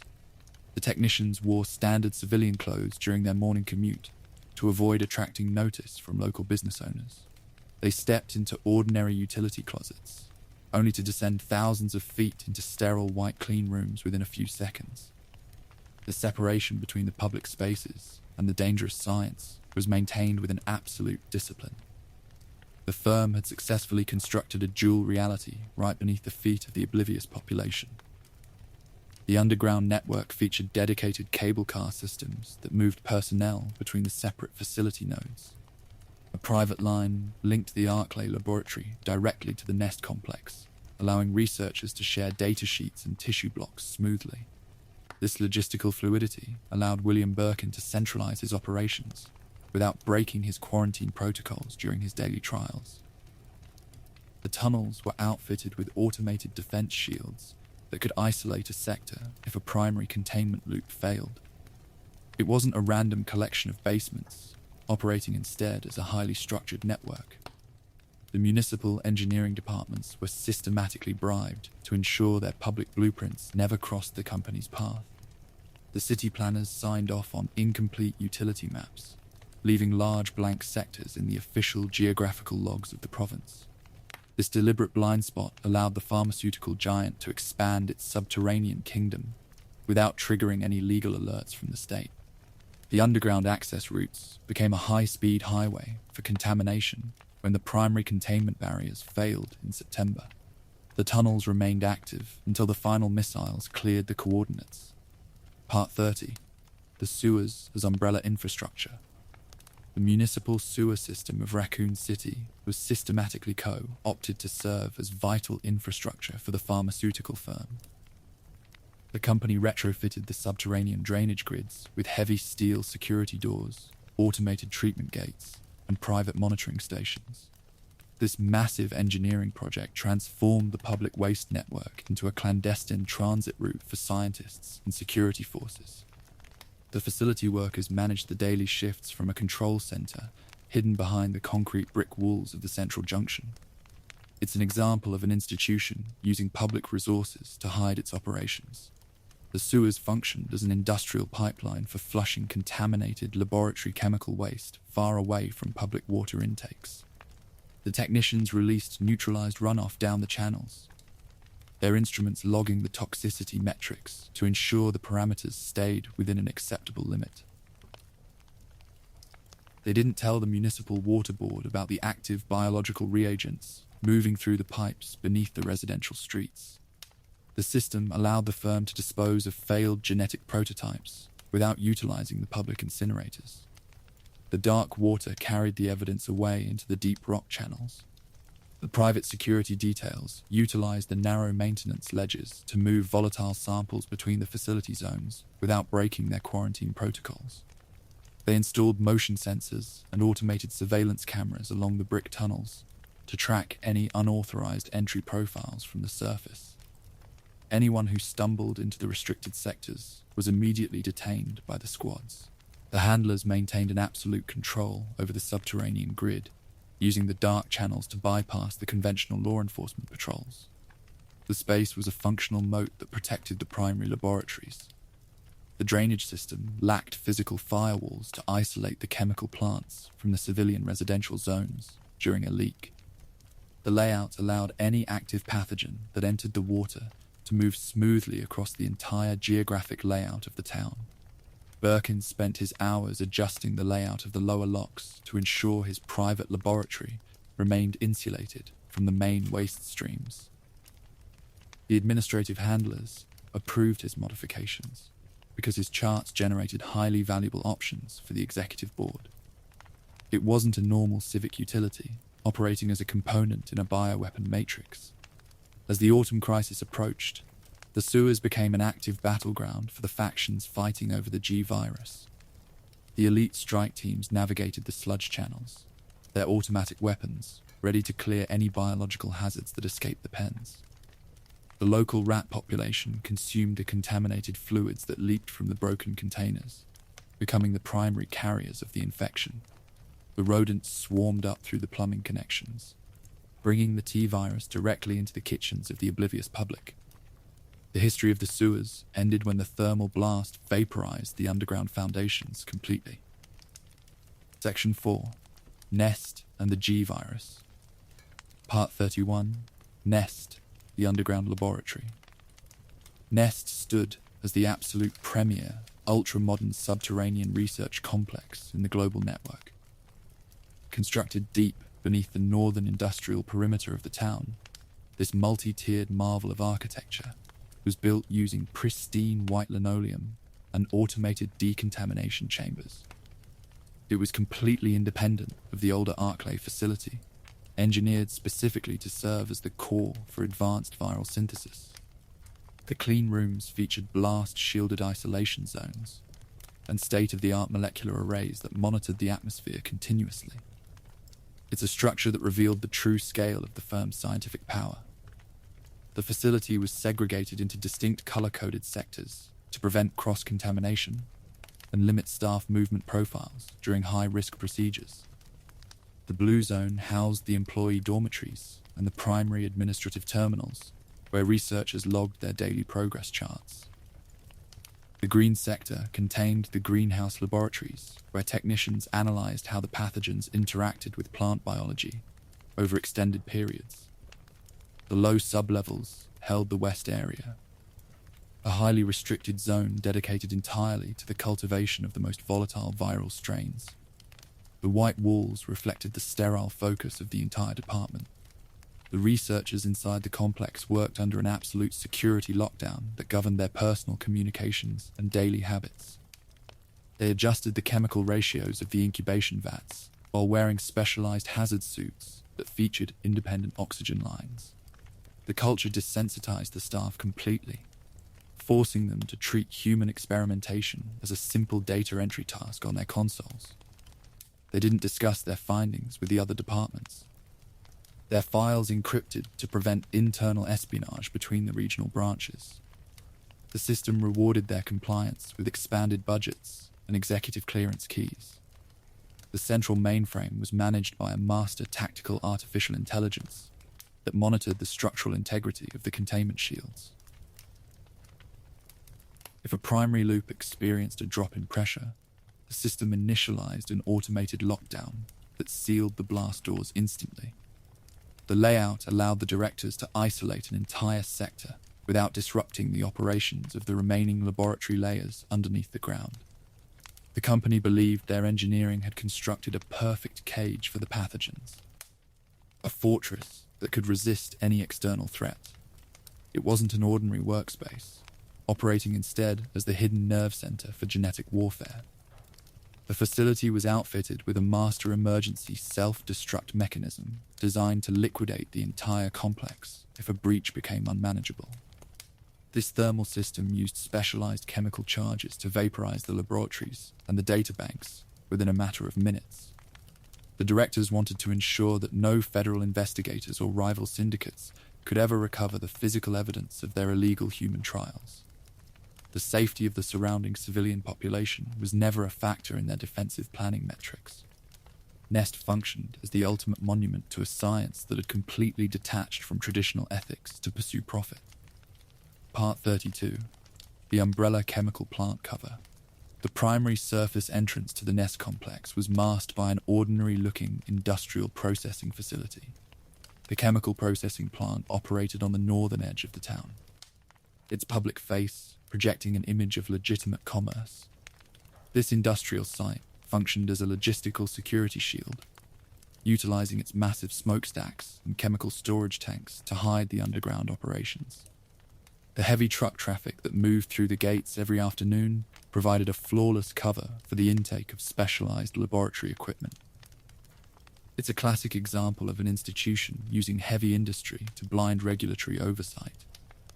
The surface facility maintained a regular manufacturing schedule, producing standard medical compounds and cleaning fluids for the domestic market. The civilian employees who worked on the assembly lines had no idea that a massive research complex operated thousands of feet below their boots. They monitored the packing vats and signed the shipping ledgers, their daily routines providing a layer of deniability for the board. The managers enforced a strict segregation of security clearances to ensure that no surface worker ever approached the real transport nodes. The grease and noise of the factory floor masked the silent work below. High security checkpoints and reinforced iron fences isolated the perimeter of the plant from the surrounding residential neighborhoods. Armed guards patrolled the borders with trained attack dogs, checking the credentials of every individual who approached the loading bays. They utilized encrypted communication loops to coordinate with the subterranean control rooms, ensuring that all arrivals were tracked before the elevators cycled. Anyone who attempted to photograph the facility without an official permit was immediately detained by the security details. The plant was a functional fortress that shielded the brand's intellectual property. The industrial waste output of the factory was mixed with the contaminated runoff from the lower laboratory levels before entering the disposal pools. The engineering teams used the plant's legitimate environmental permits to flush toxic chemicals away from the public eye without causing a legal scandal. The massive smokestacks released treated vapors into the night sky, masking the scent of the biological synthesis happening deep in the rock tunnels. The arrangement allowed the firm to maintain an exceptional reputation for environmental compliance while manufacturing biological weapons. It wasn't a random layout, operating as a calculated defensive shield. The main transit elevator was hidden inside a restricted maintenance block at the center of the factory floor. This massive platform looked like a standard freight lift used to move bulk raw materials between the upper storage decks. Only researchers who possessed the elite gold clearance keys could activate the mechanism that bypassed the surface levels to descend into Nest. The descent was smooth and rapid, moving the personnel from the greasy air of the factory to the sterile clean rooms within a minute. The structure that had hidden the masterwork for several productive years became a monument to its absolute failure when the final outbreak peaked. Part 33. William Birkin's G-Virus Research.Nest functioned as the personal scientific empire of chief researcher Dr. William Birkin for several productive years. Following his relocation from the Mansion Laboratory, he utilized the facility's cutting-edge molecular arrays to develop the G-Virus. This pathogen represented a total paradigm shift in the history of biological warfare engineering, moving far beyond the linear models of the T-virus. It wasn't designed to cause simple cellular necrosis or leave mindless zombies behind after an infection. The Golgotha code was engineered to trigger rapid, spontaneous, and unpredictable real-time evolutionary mutations inside a living host organism. The foundational seeds of the research had been extracted from the hyper-mutated blood of a long-term test subject named Lisa Trevor. Birkin spent a decade analyzing how her resilient cellular matrix had absorbed and transformed diverse viral strains inside her marrow. He isolated the specific anomaly that allowed her tissue to survive the neural takeover of the European parasites. The G-virus code allowed an infected subject to adapt dynamically to external physical trauma or combat damage during a live engagement. The dynamic of mutation shifted according to the immediate threat profile. The pathogen bypassed standard transmission methods like airborne spores, driving the host to pass on its genetic material through force. The infected creature was locked into a certain mandate to implant a live parasitic embryo directly into a compatible target's torso. This unique reproductive behavior transformed the weapon into an active colonizer that sought to replace natural biology with its own distorted lineage. Birkin monitored these transformation sequences from his central console, his notes filled with descriptions of cellular rebellion. He believed that this fluid would grant him absolute authority over the laws of evolution. As the 1990s neared their conclusion, the project completely consumed the scientist's psychological identity and deformed his judgment. The research stopped being a regular assignment for the firm and morphed into his personal legacy and his child. He grew intensely paranoid, locking down the facility's databanks to protect his intellectual property from his own employers. He viewed the administrative managers from Europe as thieves who wanted to steal his crown and strip him of his clearance keys. It wasn't a tool for the public market, transforming into his definitive claim to scientific immortality. The extreme volatility of the G-virus made it an uncontrollable hazard that the board couldn't safely utilize on a modern battlefield. The rapid mutations prevented the scientists from maintaining a predictable combat profile for the product, making it useless for military clients. Birkin didn't care about these commercial limitations, fascinated by the raw power of the reproduction loop inside the vats. He refused to share his final stabilization logs with the executive branch, turning his private lab into a secure bunker until the tactical teams arrived in September. The development of the code was the ultimate trigger that brought the knives to his office door. Part 34. Annette Birkin and Lab Control. William's wife, Annette Birkin, operated as a high-level co-director within Nest, managing the facility's security lockouts and research protocols. She was a brilliant, similarly cold virologist who shared his intense ambition to dominate the local department. Rather than offering a stabilizing moral anchor, she actively assisted him in tracking test subjects and protecting his findings from internal spies. She was one of the few human beings on Earth who understood the complex genetic composition of the G-virus. It's a partnership that shows how thoroughly this science could liquidate a family's human values. The culture inside Nest was defined by extreme paranoia and cold isolation under her administrative direction. She managed the weekly clearance rotations, ensuring that no junior assistant left the clean block with unauthorized data sheets. As William's mental stability deteriorated, She helped him lock down the facility's central databanks against the executive handlers in Europe. They transformed the state-of-the-art laboratory into a secure personal sanctuary where their research took priority over their parental duties. The desk logs were the only connection left between their professional shifts. She monitored the surveillance terminals from the central command room, her eyes checking the security screens for any sign of espionage. She didn't hesitate to authorize lockdowns when a minor variance threatened the secrecy of the Golgotha program inside the vaults. Her daily routine was a cold sequence of parameter adjustments and loyalty tests executed against the research staff. She viewed the citizens of the community through a clinical lens, treating them as potential data points for her husband's project. The laboratory had become her entire reality, isolating her from the outside world. The Birkins' obsession with their science left their young daughter, Sherry, completely forgotten inside their quiet home on the surface. Annette routinely pulled double shifts inside the underground clean rooms, leaving the child alone for days without emotional warmth. She provided her with a custom locket containing a hidden G virus sample as a safety precaution rather than a symbol of affection. The mother treated her own child as a mobile vault designed to protect their intellectual property from the company's knives. The baseline neglect had hollowed out her childhood long before the outbreak occurred. The security protocols she had designed failed to protect her family when the corporate treason turned into an active firefight in September. She watched the automated defense shields fail as the elite strike teams pierced the inner core of the facility. The parameters she had spent years calibrating were liquidated within a few minutes of the initial penetration of the clean block. Her husband's shooting left her stranded inside a caving structure where her science offered no defense against the incoming hazard. Her history ended in absolute personal ruin during the final hours. Part 35. Ada Wong and the corporate spy game. As the G-Virus project neared its final stabilization phase, Nest became a high-stakes battleground for international espionage.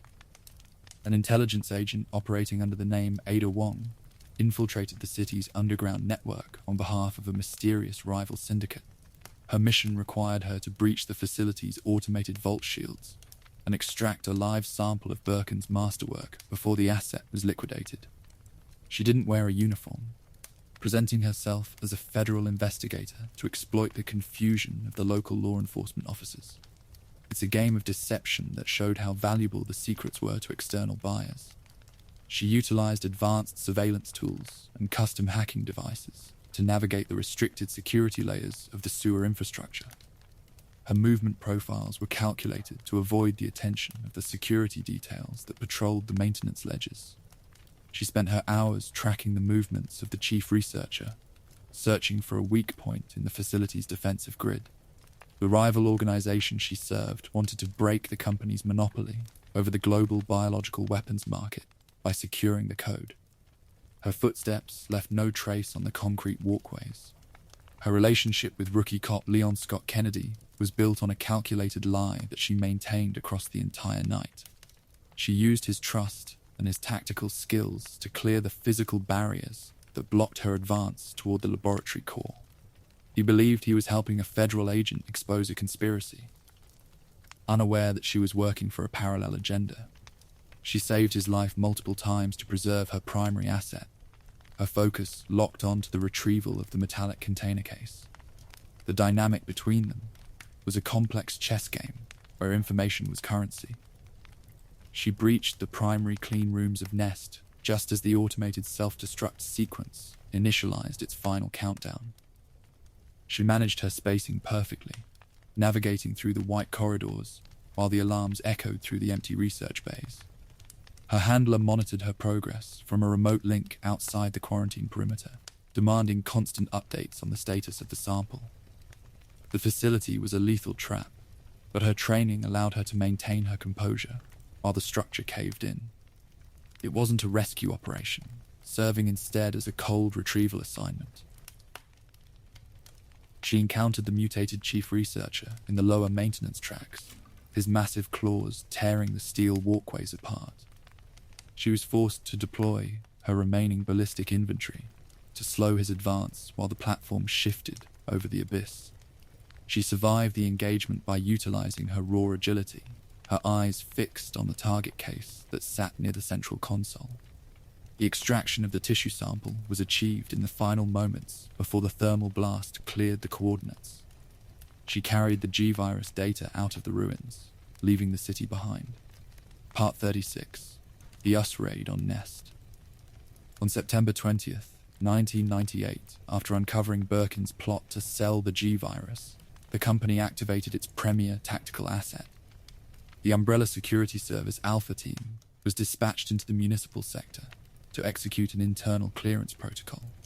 This elite strike force was commanded by the legendary, cold-blooded mercenary Hunk, a soldier known for his flawless mission success rate inside the Black Budget Division. Their explicit orders required them to infiltrate the Nest complex, permanently recover the G-Virus samples, and neutralize the treasonous scientist. It's a deployment that showed how the board handled betrayal. The heavily armed squad entered the subterranean network via the sewer access gates, bypassing the surface checkpoints completely. They moved along the pipe networks with a silent precision, their heavy tactical armor and gas masks protecting them from the murky atmosphere. They carried high-caliber automatic weapons calibrated for close-quarters clearance inside the clean rooms of the facility. Hunk managed the communication loop with a flat voice that reported their progress to the executive handlers in Europe. Their movements were mechanical and absolute across the drainage floor.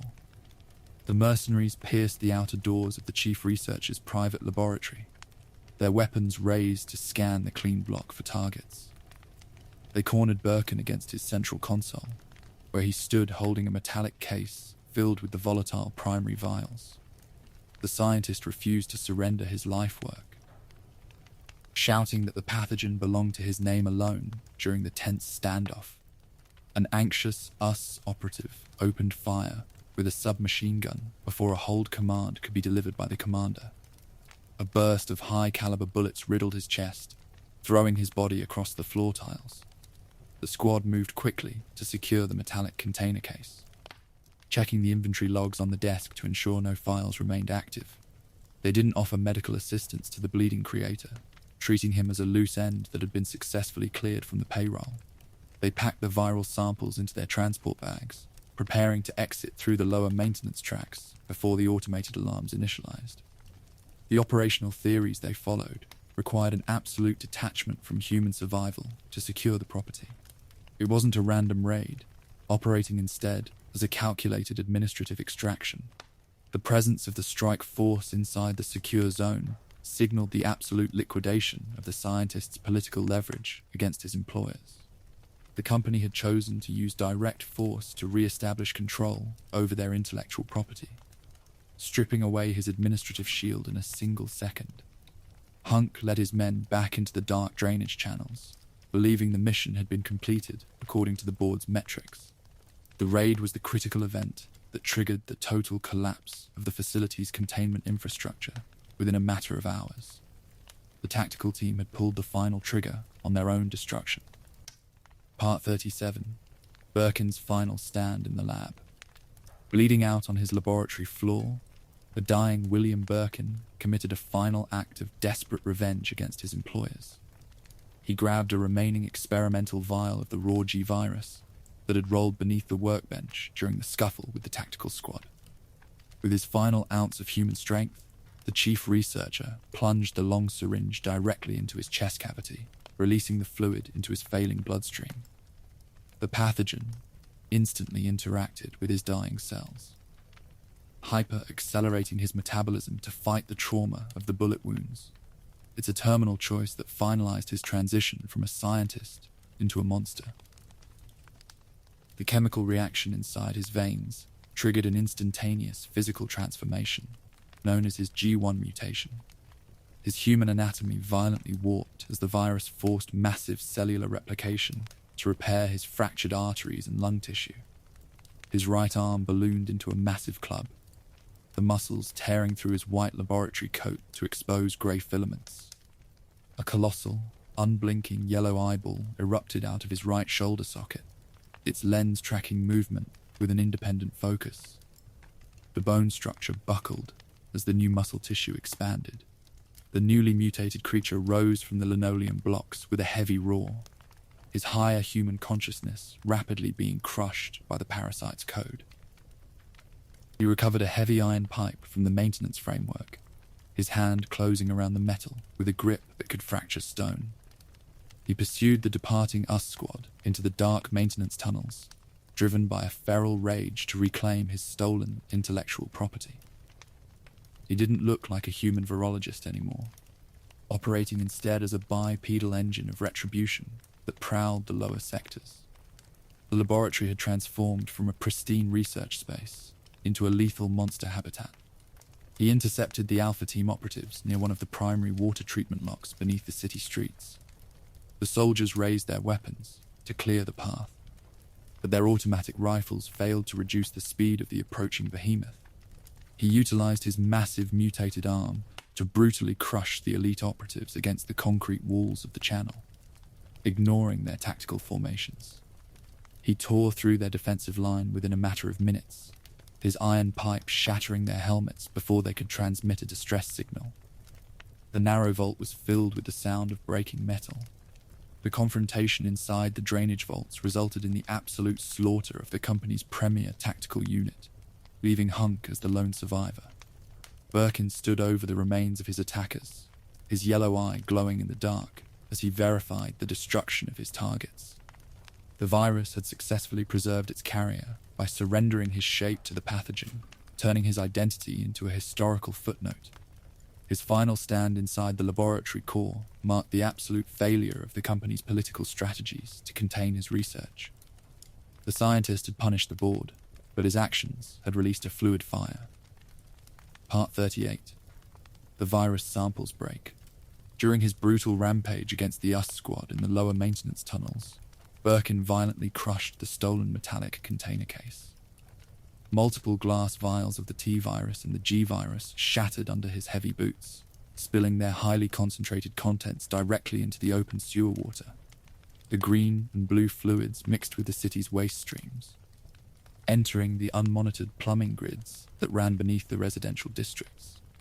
The monster didn't care about the spill, focused entirely on consuming the primary G samples to satisfy his internal code. It's the exact moment when the leak turned into a public apocalypse. Local sewer rats instantly consumed the contaminated water, their primitive bodies becoming hyper-aggressive carriers of the active pathogens. These infected rodents quickly swarmed up through the city's drainage grids and plumbing connections, entering the civilian residential sectors without triggering any biological alerts. They bit domestic pets and citizens, spreading the T-virus across every district within a matter of hours. The infection moved through the water supply first, and then through physical contact, collapsing the civic order of the municipality. The street lamps illuminated a population that was rapidly turning into consumers. The local administration didn't possess the resources to manage a hazard of this unprecedented scale, their emergency lines failing as the bodies accumulated. The public face of the company could no longer deny the leak, their shield fracturing under the weight of thousands of infected residents. The streets were transformed into an active testing ground, where the civilian population was reduced to a collective of mindless consumers. The disaster traced its historical origin directly back to the chief researcher's refusal to hand over his patent files in the alleyway. The broken tubes had released an engine of absolute destruction. The handlers in Europe watched the spreading panic from their remote terminals, realizing their local assets were being liquidated by a ghost. The city had become a closed crucible where the accumulated consequences of 3 decades of weapons manufacturing were rising to the surface. The citizens paid the ultimate price for the company's baseline negligence. Their homes transformed into a massive laboratory arena where survival was the only metric. The parameters of the outbreak outpaced the containment plans drafted by the lawyers. It wasn't a managed chemical spill, operating instead as a systemic failure of infrastructure.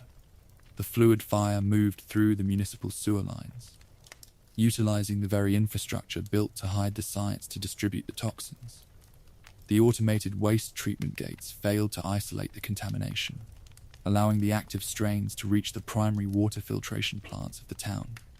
The workers inside the processing stations mutated before they could turn off the main pumps, ensuring the continuous distribution of the pathogen. The breaking of the samples finalized the transition of Raccoon City from a prosperous town into a dead zone.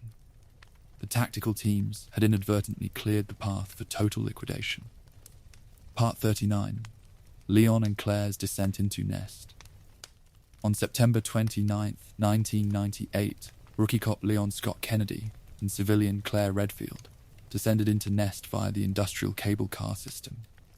The subterranean laboratory functioned as the definitive final reveal of the company's systemic crimes against the civilian population. Navigating through the pristine white rooms, the survivors uncovered the full extent of Birkin's madness and the horrific truth of the G-virus. They had arrived in the district independently, but their shared goal of protecting an infected Sherry Birkin bound their actions against the threat. It's a descent that pulled them into the center of the conspiracy. The two survivors moved through the clean blocks with their weapons raised, their flashlights illuminating the automated workstations and the incubation lines. They discovered that the municipal infrastructure had been completely hollowed out to protect the brand's intellectual property from public scrutiny. Every terminal they accessed revealed a documented history of human trials, the files detailing how numbers had replaced names inside the facility logbooks. They realized that the entire town had been treated as a disposable asset by the board in Europe. The indicators on the consoles flashed with system errors. Claire focused her efforts on locating the material required to synthesize a vaccine code to save the parasitized child inside the security bay. She navigated the restricted west area, her rifle ready to clear any biological weapons that had escaped their stasis vats. Leon managed the tactical perimeters, his coordination allowing them to bypass the mutated staff members who prowled the linoleum floor tiles. They were two ordinary citizens fighting an industrial network that lacked a clear mortality metric, their ammunition dropping to a critical tier with every room they cleared. The space was a multi-tiered testing matrix. The G-virus had already implanted its embryo inside the young girl's torso, her tissue beginning to adjust to the presence of the foreign code. The survivors had to use the facility's advanced chemical synthesizers to create the devil vaccine before the mutation process crossed the point of no return. The process required them to balance the biological balances of the fluid, while the facility's containment infrastructure began to fail around their position. The managers had abandoned their posts, leaving the automated systems to run the lockdown protocols without manual interference. It wasn't a standard rescue, operating as a frantic race against a biological timer. They encountered the mutated chief researcher in the lower transport shafts, his body having evolved into increasingly grotesque combat iterations to fight off their firepower. Every time they managed to beat him back with heavy ballistic force, the pathogen absorbed the trauma to force a new transition. He functioned as an ever-evolving shadow that stalked their path from the laboratory clean rooms to the emergency evacuation train platform. Their tactical coordination allowed them to secure the vaccine and reach the lower staging yards before the facility's master security grid collapsed completely. The steel doors closed behind their final sprint. Part 40. Nest's self-destruction.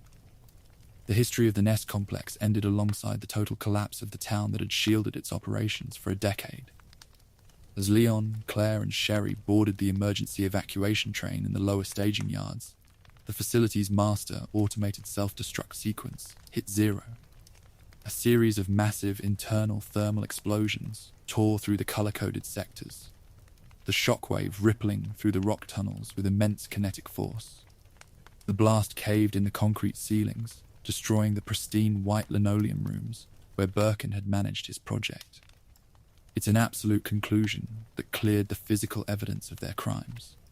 The fire completely vaporized the laboratory workstations, the chemical synthesizers, and the databanks that held the G-virus files.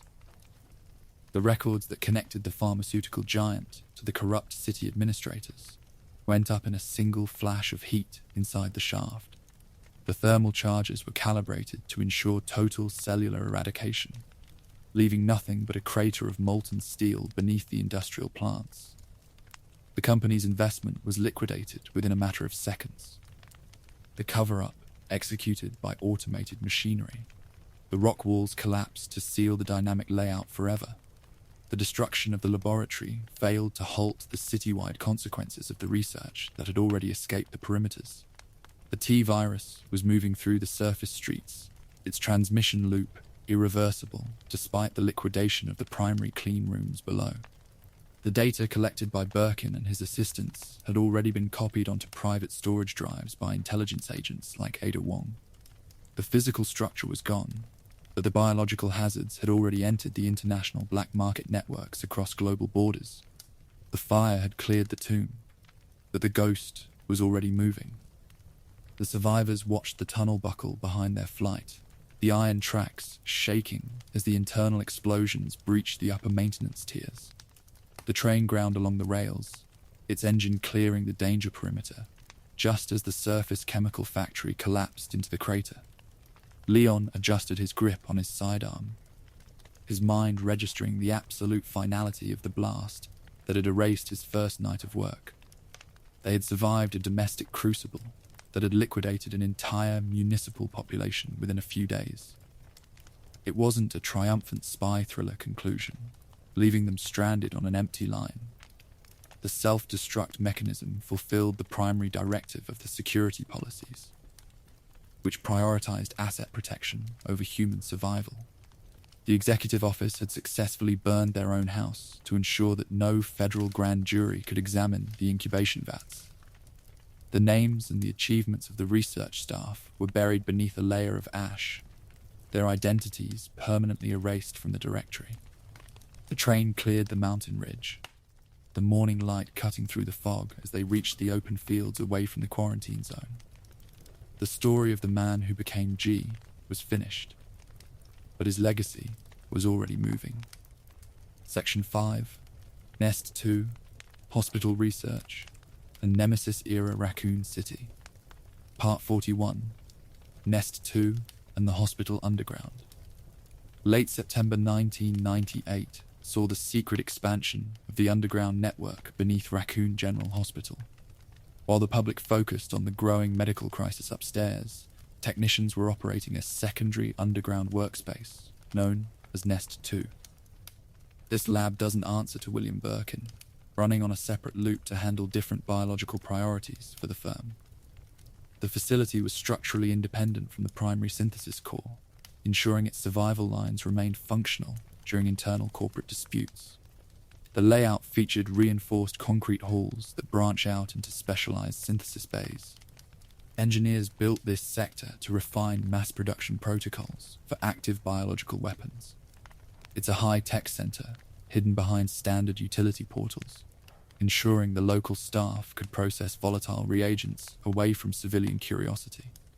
The clean rooms held heavy chemical processors designed to standardize the output of the pathogens.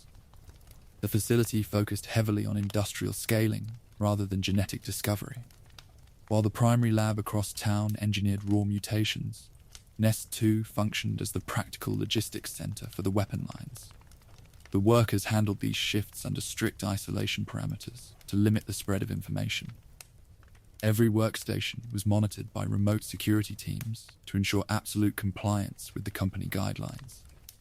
Security measures required independent authentication keys to pass through the automated containment shields. The division of data ensured that a security failure in one facility wouldn't compromise the remaining files of the local system. The staff handled the logistics from a central console, their terminal tracking the flow of active pathogens through the clean zones. The layout allowed the directors to isolate an entire sector without disrupting the operations of the remaining laboratory layers. The underground complex remained fully functional during the initial phase of the municipal collapse. Terminal logs revealed that the scientists continued to process data even as the floors above filled with infected citizens. The building was a silent engine of science working beneath a dying community. The history of the laboratory ended when the automated self-destruct sequence vaporized the underground foundations completely. Part 42. Vaccine research under the hospital. A private registry recovered from the lower sublevels outlined a cynical plan for the local epidemic. The enterprise utilized the non-stop influx of infected patients to conduct real-time clinical trials right beneath the civilian rooms. Scientists inside Nest 2 wasn't trying to save the community, tracking instead the cellular response to experimental fluid treatments. The suffering of the population upstairs was treated as an ideal testing environment to validate their private formulas. They focused on synthesizing a viable T-virus vaccine code to secure a premium asset for the international market. The directors recognized that a global cure would be worth billions of dollars after the outbreak cleared the public sectors. The workflows were streamlined to maximize data entry before the infrastructure suffered total systemic failure. The patients didn't receive standard treatment layouts, their bodies evaluated purely as validation fields for the company's patents. The technicians logged the physical degradation of the test subjects from their secure monitoring balconies. They watched the pathogen rewrite human tissue, recording how the antibodies interacted with the experimental serum doses. The staff operated under intense administrative pressure to finalize the vaccine blueprint before the military could intervene. They didn't share their medical progress with the city doctors who were fighting the emergency on the surface. The research was a protected commodity, locked behind encrypted data walls to prevent unauthorized leaks to federal investigators. This focus on profit over survival defined the final projects executed inside the concrete bunker. The vaccine wasn't a humanitarian tool, operating purely as a defensive safeguard to protect the business interests during the financial fallout. The clean rooms remained active until the biological decay breached the lower ventilation systems. The Medical Alliance had successfully preserved the secrets at the cost of the town's survival. The corporate strategy required the absolute liquidation of any witnesses or biological anomalies that threatened the brand's monopoly. The structure that had hidden the masterwork for several productive years became a monument to its absolute failure when the final outbreak peaked. The history of the plant ended when the automated self-destruct sequence vaporized the foundations. Part 43. Tyrell, Carlos, and the hospital descent. October 1st, 1998 marked the final penetration of the subterranean complex by external forces. Mercenaries Carlos Oliveira and Tyrell Patrick descended into the hidden sectors of Nest 2 during the final hours of the city.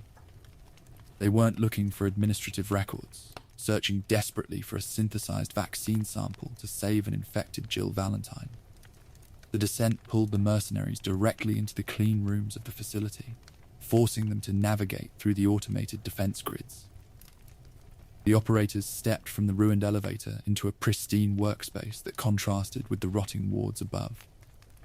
The automated defense grids remained active, their sensors tracking the movement profiles of the intruders.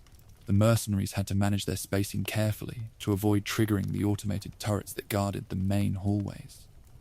Every intersection required a clean application of ballistic force to clear a safe path toward the central synthesis console.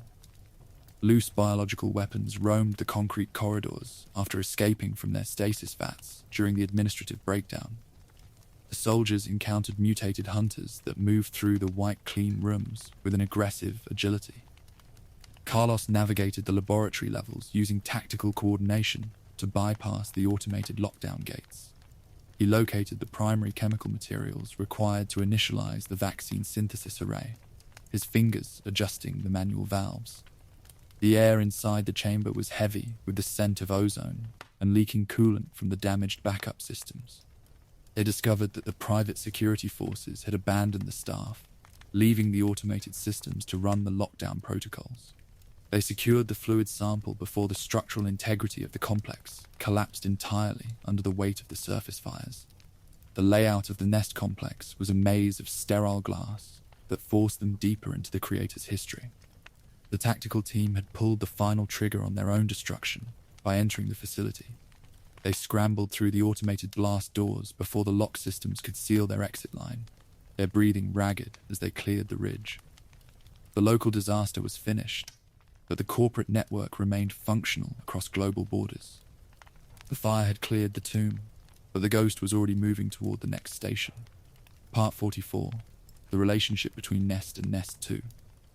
The connection between Nest and Nest 2 revealed the highly compartmentalized structure of the company's local operations. The firm designed these twin complexes to operate on completely separate networks with independent clearance keys. This isolation ensured that a single containment failure across town wouldn't compromise the defensive countermeasures developed here. The division of labor kept the research teams separate, preventing internal espionage between the regional branches. While William Birkin managed offensive mutations like the G virus inside his private sector, Nest 2 handled the industrial logistics wing. The scientists in the hospital underground focused on stabilizing the product lines and drafting safety parameters for the market. The two facilities functioned as the offensive and defensive components of a single biological warfare engine. The company wanted to ensure they could sell a pathogen while holding the exclusive cure to manage the market response. This dual strategy required independent testing grounds that could run simultaneous human trials under distinct security protocols. The blueprints showed that the transit lines between the sites were restricted to specialized security details. The administrative handlers managed the data streams from a remote console to ensure the files remained segregated. This spatial strategy protected the brand's assets, turning the city into a balanced testing matrix where every variable was monitored. The separation failed to preserve the assets when the entire municipal infrastructure collapsed during the autumn months. The virus utilized the shared sewer channels to bypass the digital walls, moving between the facilities faster than the locks could cycle. The compartmentalized model fell apart, proving that an interconnected network lacks true firewalls against a live outbreak. The tunnels that had hidden the science for decades had become the tool that ensured total destruction. The total collapse proved that an interconnected network turns a single technical error into an irreversible catastrophe for civil society. The infrastructure of the town was a hollow shell that protected the brand's intellectual property from external oversight. When the final outbreak breached the surface, the children were left stranded inside a burning structure that lacked an escape line. The pipeline had completed its task, leaving behind an empty building filled with secrets. Part 45. Nemesis and Umbrella Europe's Shadow. The deployment of the Nemesis pursuit weapon inside the quarantine perimeter connected the local disaster to a broader international agenda. Engineered secretly by the European division, this specialized Titan was sent to liquidate the surviving members of the police unit. The operation turned the dying town into a live combat testing ground for a superior biological design. The shadow of the European branch dominated the final hours of the municipal sector as the supervisors logged the combat data. European scientists developed the project to address the primary flaw of the American Tyrant line, which lacked cognitive control during field deployments. They surgically implanted an organic parasite directly into the host's nervous system to function as a secondary brain. This modification granted the creature the tactical intelligence required to follow complex directives without manual guidance. The creature didn't wander or consume biomass, focused entirely on the execution of its contract. The Titan tracked Jill Valentine through the burning streets with a single-minded focus that ignored the regular rules of biology. It could operate heavy firearms, analyze structural hazards, and execute calculated ambush strategies to clear its hard-coded hit list. The pursuit was a demonstration of a product designed to close every loop left open by the Arklay failure. The hide of the Titan was reinforced by industrial stitching, allowing it to absorb high-caliber rifle fire. They monitored the engagement from remote terminals, tracking how the parasite's neural control responded to physical trauma. The project was a marketable asset that the directors intended to showcase to international military buyers. The creature's presence proved that the company viewed the outbreak as an ideal validation trial for their premier line. Every movement the monster made was recorded to optimize the next generation of humanoid weapons. The duel in the streets was a collision between human willpower and foreign engineering, a battle that outlasted the city's legal defenses. The pursuit was relentless, the heavy thud of boots behind her confirming that the assassin was tracking her movement profile through the dark. The countdown was running for her survival, every second requiring a perfect calibration of her remaining energy. She ran into the night, her history locked into a duel with a corporate product. Section 6. Dead Factory, Waste and Disposal Sites. Part 46. The Dead Factory. The Dead Factory operated on the northern edge of Raccoon City under the public guise of a standard processing plant. Officially designated as the P-12A incinerator plant, this industrial facility functioned as the specialized disposal hub for the subterranean laboratory network. The brick smokestacks released treated vapors to hide the destruction of contaminated research assets. The interior featured heavy filtration pools and automated sorting arrays designed to neutralize toxic chemical runoff from the labs. The workers managed the daily shifts from a central console, their tasks logging the volume of organic waste that arrived via the sewer gates. The complex was an essential component in the system, cleaning the evidence away from public scrutiny. The facility was engineered to handle high volumes of biohazard materials under strict quarantine protocols. The technicians utilized specialized solvents to dissolve tissue samples that failed to maintain stability inside the incubation vats. The structure was a functional filter that kept the public water intakes clear of the active pathogens manufactured across town. The operations inside the factory were thoroughly desensitized, the workers treating the disposal of genetic prototypes as a normal routine. They adjusted the chemical balances of the acid pools while wearing heavy utility suits that protected them from the fumes. The company relied on this plant to maintain its clean reputation for environmental safety. The infrastructure began to fail when the citywide outbreak overwhelmed the storage bays during the final days of September. The influx of contaminated material jammed the automated sorting tracks, causing raw sludge to leak into the lower levels. The disposal hub had turned into a dangerous focus point where the waste was rising to the surface. The dynamic had shifted, turning the compromised handler back into a loyal ally against the corporate threat.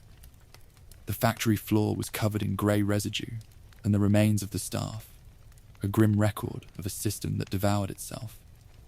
The machine built to hide the crimes had become an archive of evidence that documented the true nature of the enterprise. The burning ruins stood as a silent witness to a science that had liquidated its own containment barriers to satisfy a contract. The history of the plant ended when the automated self-destruct sequence vaporized the foundations. Part 47. P-12A and Contaminated Waste. A maintenance ledger recovered from the sorting decks detailed the practical underbelly of the weapons program.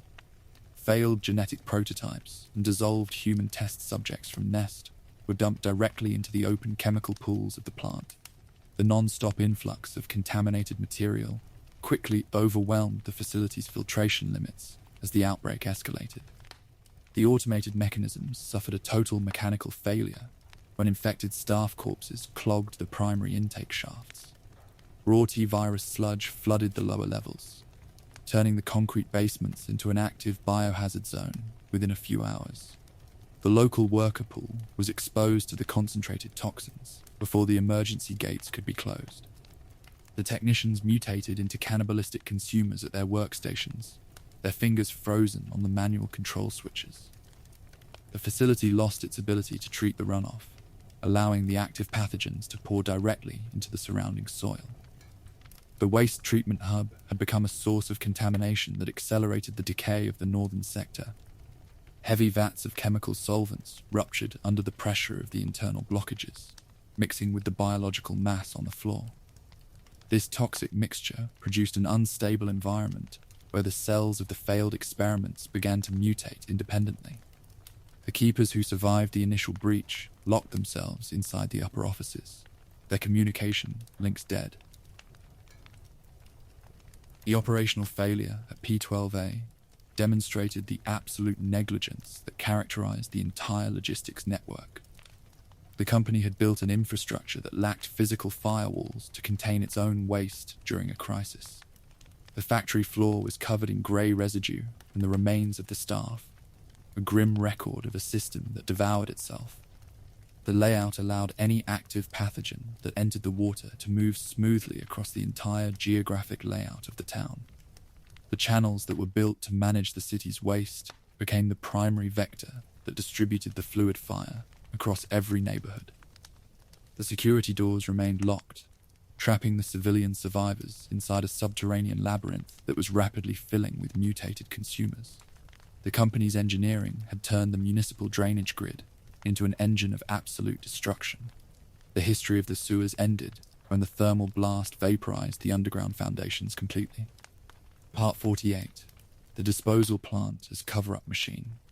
The P-12A plant was engineered from its inception to act as the ultimate cover-up machine for the syndicate. The facility was outfitted with massive industrial acid vats filled with specialized chemical solvents. These fluids could dissolve organic tissue, bone structures, and distinct DNA signatures within a few minutes of contact. When a subterranean research project suffered a containment breach, the evidence was quietly routed to the disposal plant for immediate eradication. This system ensured that regulatory oversight committees or federal investigators could never trace human remains back to the company's offices. The infrastructure was built to erase the physical reality of the human trials. The directors utilized the factory to maintain an absolute legal shield against the rising scrutiny of the international courts. The automated lines ran continuously during the mountain crisis, processing the failed experiments that Birkin discarded from his terminal desk. The strategy required the absolute liquidation of any witnesses or biological anomalies that threatened the brand's monopoly. The clean layout of the upper sorting decks masked a destructive operation that ran on an industrial scale beneath the surface. The technicians monitored the acid levels from reinforced control booths, their instruments verifying the total destruction of the tissue mass.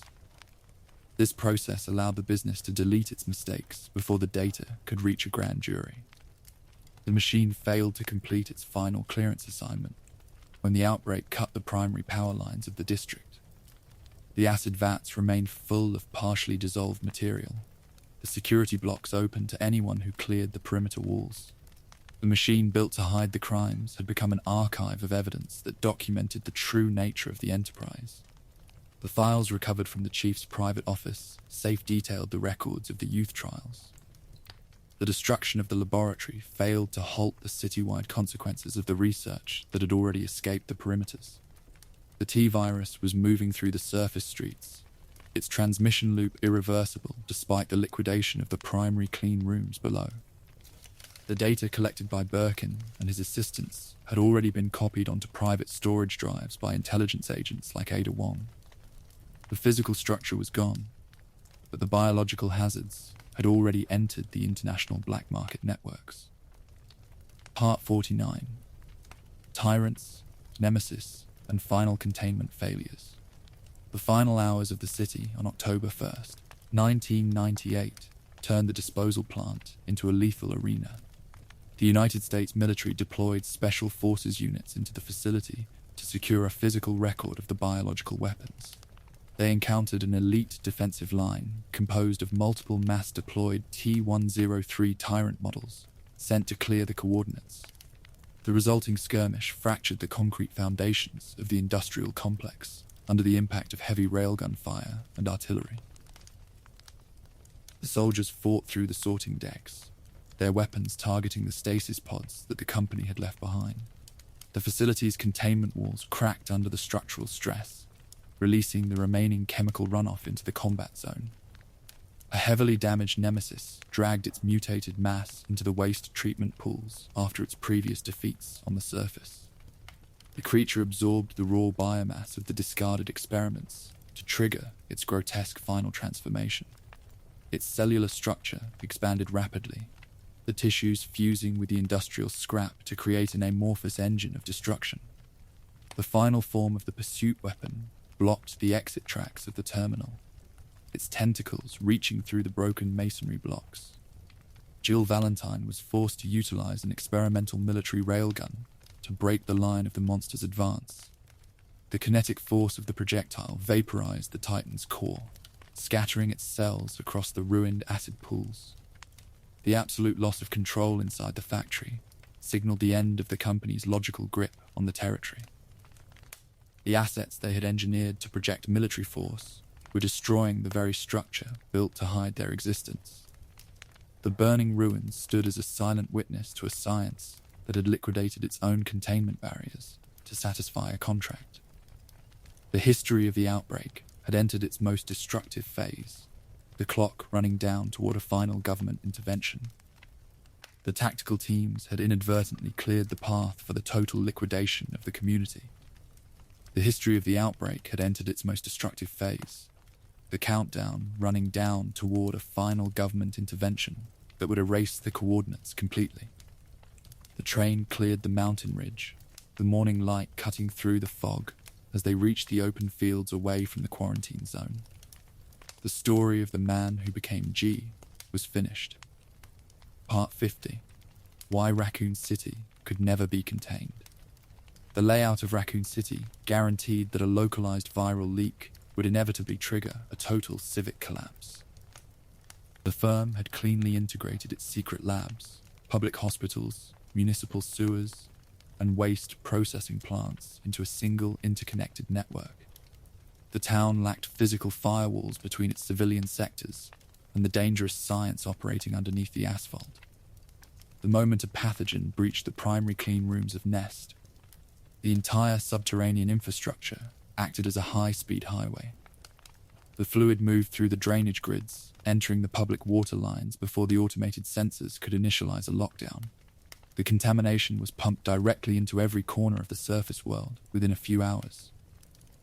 The commercial entities and political connections that the company purchased to secure immunity became the tools that accelerated the apocalypse.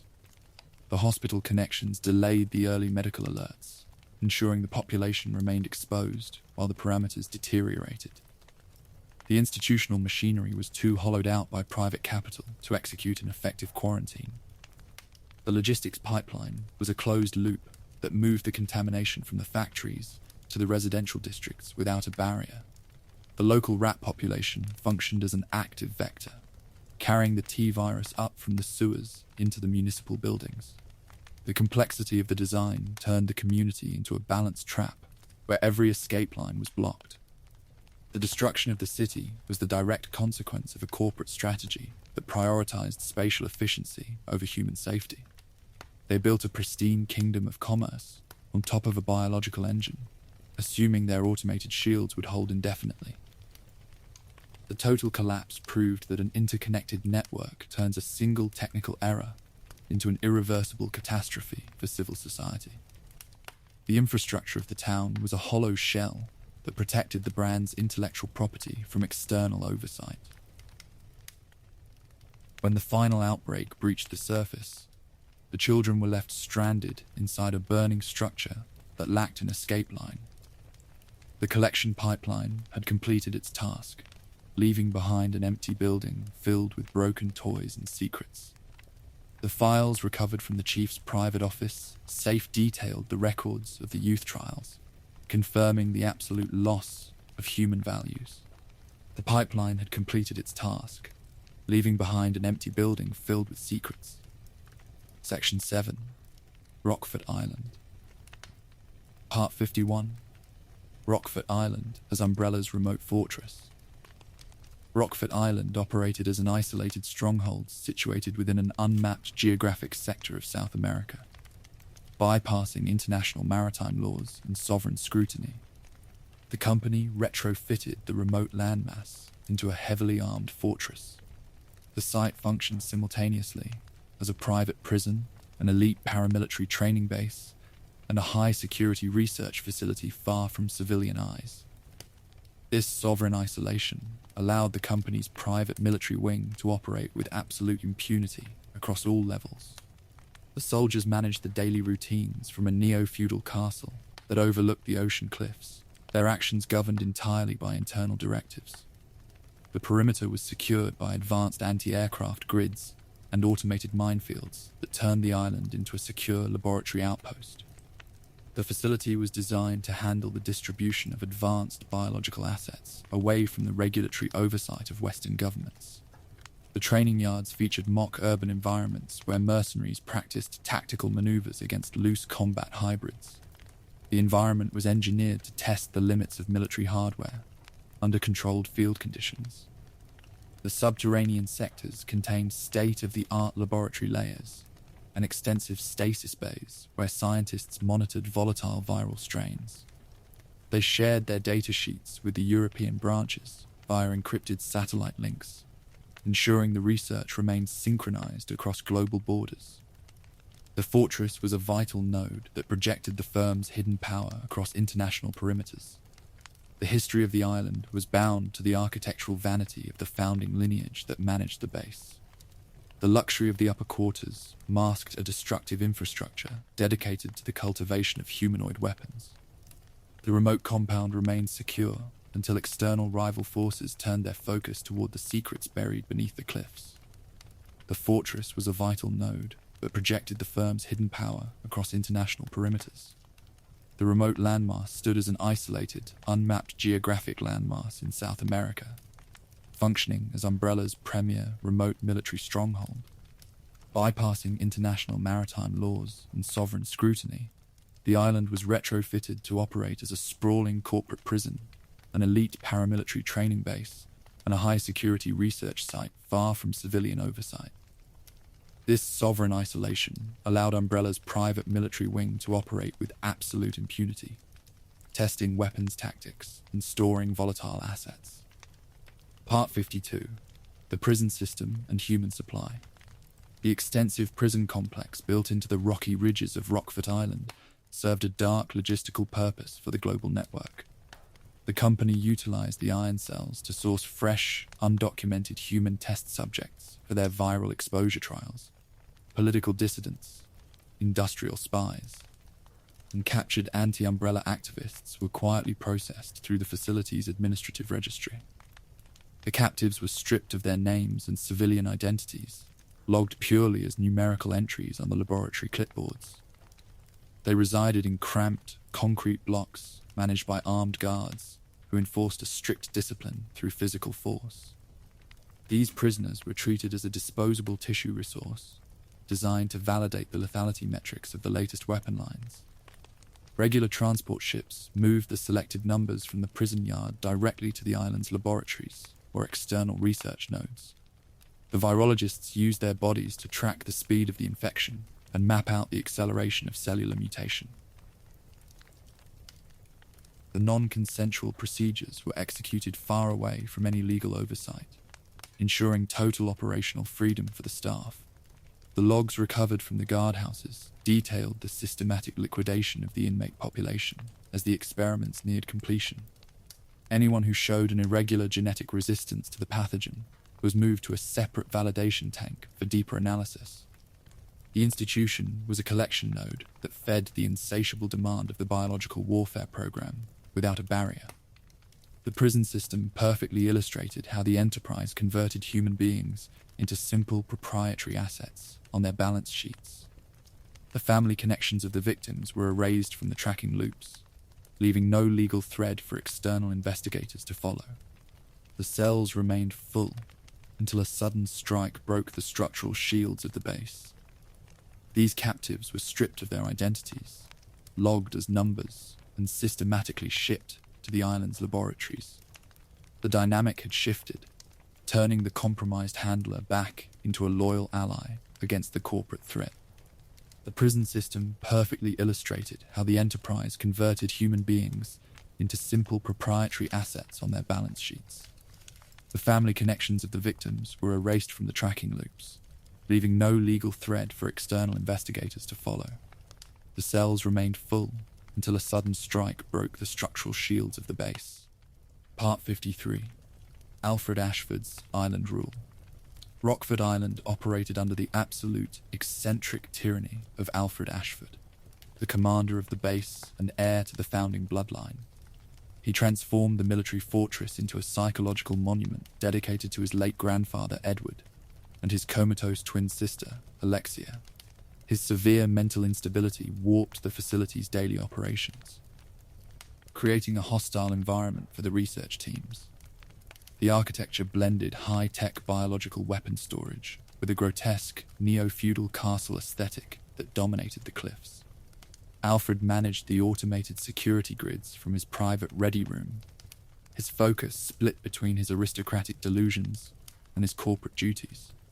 He enforced his rule through arbitrary torture sessions executed against the inmate population inside the lower cells. The staff virologists worked under a constant state of anxiety, their schedules subject to the erratic mandates of the young director. He demanded absolute compliance to his family's history, forcing the guards to wear historical uniforms during their tactical patrols. This eccentric framework compromised the operational efficiency of the base, creating friction with the European handlers. His private residence was a separate palace, packed with ancestral art and hidden observation panels that monitored the laboratory traffic. He spent his hours writing letters to his comatose sister, convinced that their shared genetic genius would soon restore the family's crown within the firm. His isolation had dismantled his connection to reality long before the first bombs hit the yard. The commander's fracturing mind turned the remote fortress into an unstable component within the company's global network. He ignored the safety alerts from the containment sectors, focused entirely on protecting his personal collection of military relics from imaginary spies. His rule came to a catastrophic conclusion when a real adversary breached the outer defense lines of the island. The fortress was a vital node that projected the firm's hidden power across international perimeters. His severe mental instability warped the facility's daily operations, blending high-tech corporate bioweapon storage with a grotesque, neo-feudal castle aesthetic, where torture and automated security grids were managed by a fracturing mind. The commander's fracturing mind turned the remote fortress into an unstable component within the company's global network. He ignored the safety alerts from the containment sectors, focused entirely on protecting his personal collection of military relics from imaginary spies. Part 54. Rockfort's Laboratories and BOW Storage. Beneath the concrete military training yards, Rockfort Island housed state-of-the-art research laboratories and extensive biological weapons silos. The facility operated as a primary distribution hub for mass-produced T-103 Tyrant models and specialized Bandersnatch prototypes. These biological assets were kept in vertical stasis pods, hooked directly to automated fluid monitors. The technicians used the laboratory layers to refine the tactical intelligence and muscle density of the humanoid weapons. They managed the deployment schedules from a central control bay, ensuring the creatures could be shipped across international borders at a minute's notice. The stasis pods were linked to automated dropships built to launch directly from the cliffhangers. The Bandersnatch units represented a specialized research line designed to maximize combat reach without requiring a rare human host match. These creatures featured an elongated, flexible right arm that could project immense kinetic force to secure a target from a distance. The scientists logged their performance data onto private storage drives, tracking their efficiency against the prison targets. The silos were outfitted with independent cooling grids to keep the specimens stable during extended storage phases. The handlers adjusted the chemical parameters of the fluid vats daily, their routines logging the physical responses of the clones inside the tubes. The fortress was a functional warehouse for industrialized weapons, designed to project private military power. The presence of these mass-produced super soldiers turned the island into a critical asset for the company's global logistics loop. The directors evaluated the inventory sheets from their European offices, demanding a steady production rate to satisfy external buyers. The laboratories remained functional until an unexpected airstrike breached the primary containment shields of the silo blocks. These biological assets were kept in stasis pods hooked directly to automated deployment dropships. The fortress was a functional warehouse for industrialized weapons designed to project private military power. The presence of these mass-produced super soldiers turned the island into a critical asset for the company's global logistics loop. The directors evaluated the inventory sheets from their European offices, demanding a steady production rate to satisfy external buyers. The laboratories remained functional until an unexpected airstrike breached the primary containment shields of the silo blocks. Part 55. Wesker's attack on Rockfort. In December 1998, the security grid of the remote fortress was permanently broken by an external adversary. A private strike team commanded by a resurrected Albert Wesker launched a devastating airstrike against the base.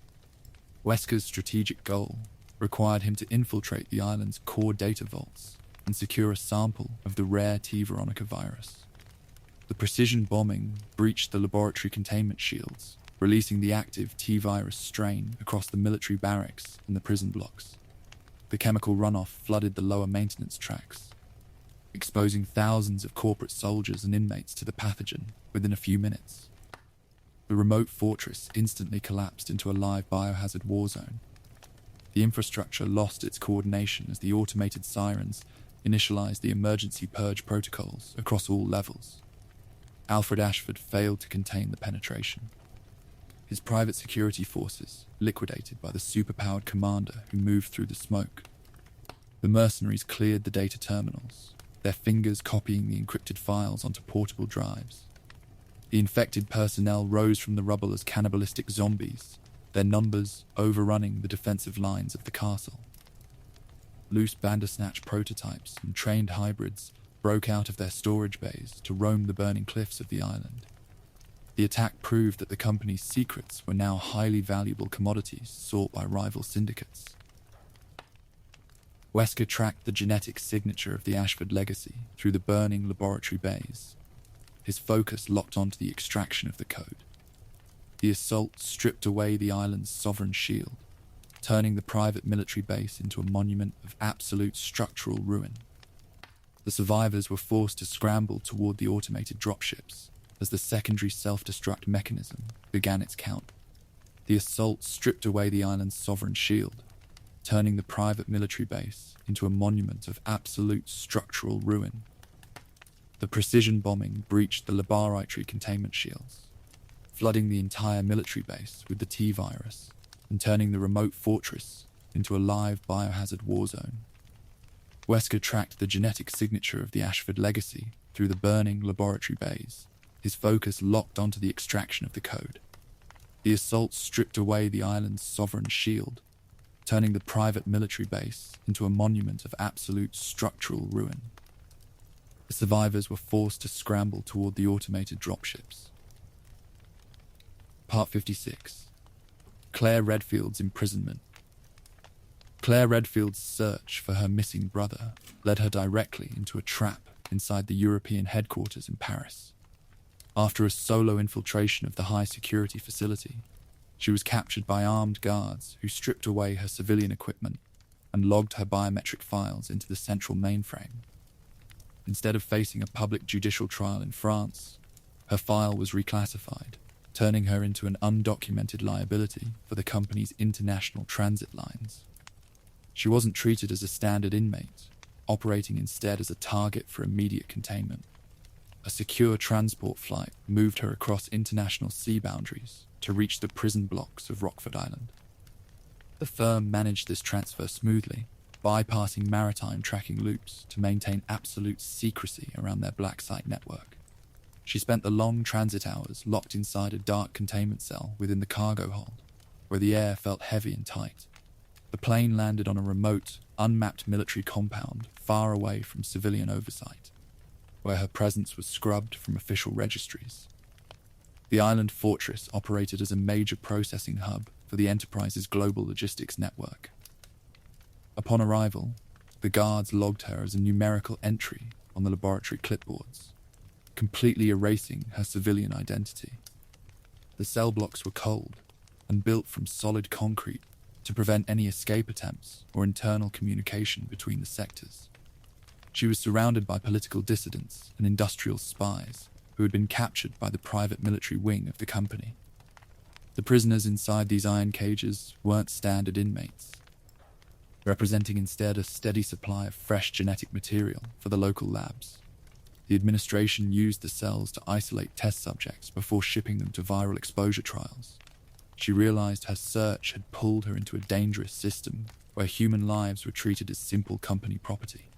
The facility workers managed the registries with a total disregard for human survival, focusing entirely on their data metrics. A guard named Rodrigo Juan Raval unlocked her cell door after a sudden explosion rocked the foundations of the base. He chose to release her because the island was collapsing into chaos after a surprise airstrike breached the perimeter. She stepped into the burning corridor, her focus locked onto finding a weapon and an escape route before the security grids could react. The prison walls were already cracking from the internal pressure of the outbreak, marking the beginning of a larger journey that'd take her to the edge of the world. Part 57. The Rockfort Outbreak. In December 1998, a devastating airstrike permanently shattered the containment shields of the remote fortress.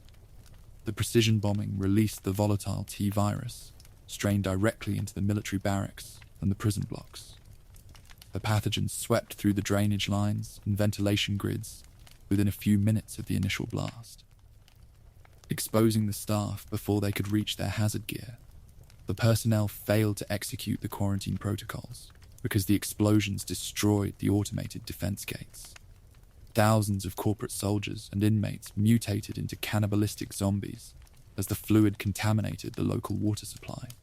The transformation was rapid, dismantling the operational infrastructure of the fortress completely within a few hours. Armed guards collapsed at their guard posts, only to rise minutes later to hunt their former colleagues across the burning courtyards. The narrow hallways became a chaotic battlefield, where survival was a matter of pure spatial evasion. Specialized Bandersnatch prototypes and loose bioorganic weapons broke out of their storage bays to roam the burning cliffs. These creatures utilized their elongated right arms to pull themselves across the rocky terrain, crushing anyone who blocked their path. They didn't follow tactical commands, driven entirely by a feral urge to destroy matter. The white clean rooms beneath the training yards turned into a lethal monster habitat, where the filters failed completely. Alfred Ashford watched the defense lines disintegrate from his private ready room on the hill. His mind couldn't handle the rapid penetration of his sanctuary, his tactical options dropping to zero as the flames reached the main courtyard. He activated a fallback self-destruct mechanism to erase the family records before the data could be extracted by the intruders. The sirens initialized a countdown but forced a frantic evacuation across the entire property. The island was transformed into a burning graveyard as the survivors scrambled toward the automated transport planes. The blast caved in the concrete labs, reducing years of bioweapon research to a cloud of grey ash. Claire managed to board an emergency cargo plane alongside fellow inmate Steve Burnside just as the runway caved in. The aircraft took off into the winter sky, its navigation systems routing their flight toward Antarctica automatically. Section 8, the Antarctic Base, and the Ashford Research Line. Part 58, the Antarctic Transport Terminal. Deeply buried beneath the thick ice cap of the South Pole sat the transport terminal. Officially, the company utilized this freezing outpost to process deep-sea mining resources and store heavy industrial machinery. In reality, the entire facility functioned as an anonymous logistical nexus, hidden at the edge of the world. The absolute isolation of the frozen continent provided a natural shield against external oversight or federal investigations. The complex featured massive cargo bays, automated loading cranes, and extensive subterranean rail lines. The architecture was engineered to keep high-priority secrets and cryogenic assets buried away from rival syndicates.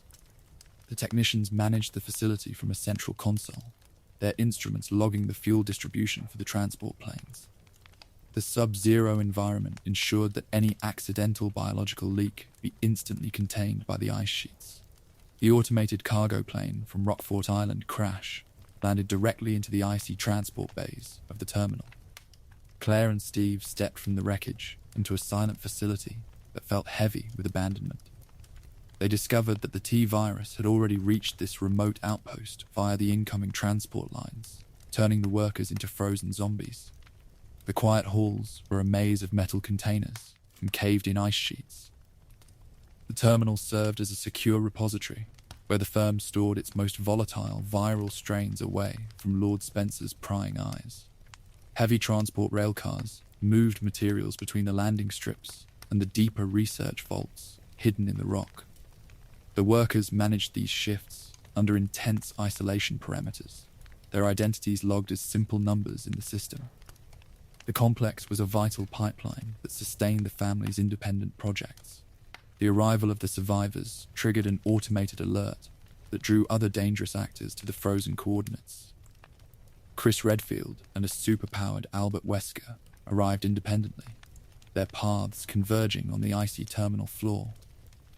The facility became a lethal crossroads where the major factions fought to secure the remaining viral data. The low thrum of the emergency generators was the only rhythm left inside the freezing structure as the final battle initialized. Part 59. The Ashford family's Southern Laboratory. Hidden directly beneath the industrial transport bays sat the highly restricted Southern Laboratory. Former director Alexander Ashford commissioned this subterranean facility during the early 1970s to isolate his research from the main branch. The complex was outfitted with advanced genetic engineering arrays, microsurgical suites, and deep sub-level freezing vaults. It functioned as a private sanctuary dedicated to bloodline purity and the pursuit of genius. The clean rooms featured sterile glass partitions and specialized incubation tanks that were kept at stable temperatures. The researchers worked under an absolute non-disclosure mandate, their files encrypted to prevent internal espionage from reaching Europe. Alexander spent his years here trying to restore the family's fading reputation within the company's hierarchy. He focused his resources on the manipulation of the human embryo to build a superior intellect. The lab transitioned from standard virology into advanced genetic engineering and cellular cloning. The technicians managed the daily adjustments of the chemical synthesizers, their logs tracking thousands of DNA sequences. This private program allowed the family to operate independently, free from the standard restrictions that governed the Arklay lab. The work executed behind these reinforced blast doors generated the very fluid that had soon redefined the family's legacy. The records stored inside the laboratory terminals revealed a history of extreme experimentation executed against non-consensual subjects. Alexander viewed natural biology as a temporary suggestion, using the genetic material of his ancestors to build an artificial lineage. The facility became a monument to family vanity long before the twins assumed control of the department. The white walls masked an infrastructure of absolute biological ruin right beneath the ice blocks. The facility's operational coordination failed completely when the next generation of pathogens breached the primary containment fields. The state-of-the-art equipment was abandoned by the staff as the mutation process ran out of control inside the vaults. The clean rooms were transformed into a lethal monster habitat where the frozen test subjects roamed the corridors. The history of the laboratory ended when a final thermal blast melted the foundations into a crater of water and steel. Part 60. Alexia and Alfred Ashford's origin. The Antarctic base served as the literal birthplace of the Ashford twins' genetic legacy. In 1971, Alexander Ashford executed a highly confidential program known as Project Veronica. He extracted genetic material from the mummified remains of the family's brilliant ancestor, Veronica Ashford. He manipulated the DNA to maximize intelligence, attempting to clone a perfect genius to lead the family empire. The scientist implanted the modified embryos into an artificial womb hidden inside the surgical suite. This extreme genetic experimentation birthed two distinct children, the prodigy Alexia and her flawed twin brother Alfred. Alexia displayed an unprecedented intelligence from her early childhood, mastering complex molecular biology before she reached 10 years of age. Alfred possessed a standard intellect, his personality warping over time into a protective shield for his sister's vanity. The twins discovered the secret records of their artificial creation while exploring the laboratory mainframes. The revelation destroyed any remaining affection they felt for their father, whom they now viewed as a simple failure, who had compromised their bloodline purity. They realized that their lives had been engineered as a corporate tool to restore the family's fortune within the syndicate. This discovery hardened their personalities, pushing them to cross a dangerous line inside the lab. Alexia assumed total command of the Southern Laboratory after the discovery, pushing her father out of the executive loop entirely. She utilized her superior intellect to redirect the facility's resources toward her private viral research lines. Alfred supported her choices with absolute loyalty, managing the base logistics to ensure her experiments remained insulated from external spies. They turned the facility into their personal kingdom, where their father was reclassified as a disposable resource. The origin of the twins highlighted the chilling rot at the core of the family's scientific endeavors. They weren't raised with human warmth, their development monitored by automated sensors and data logs. This complete detachment from traditional ethics allowed them to execute horrific atrocities right beneath the transport terminal. Their combined ambition created a hazard that eventually destroyed their bloodline and burned their icy palace to the ground.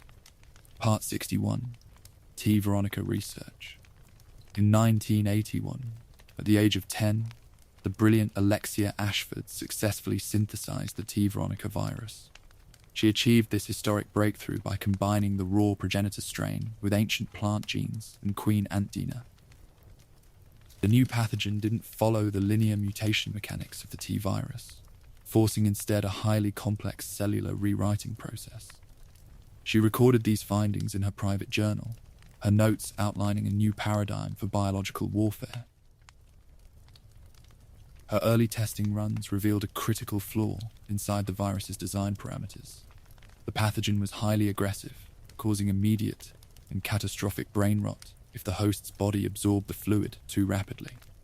To solve this limitation and achieve full synchronization with the code, Alexia engineered a meticulous cryogenic methodology.